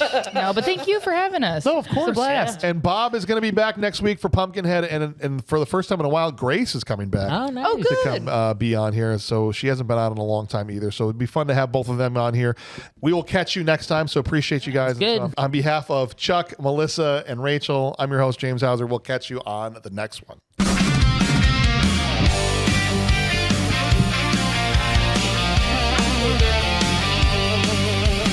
Sometimes I open my mouth and I don't know what is coming out. Holy shnikes. Can I just say how disturbing it is in the month of February to see Bob on the toilet in the calendar? Yes.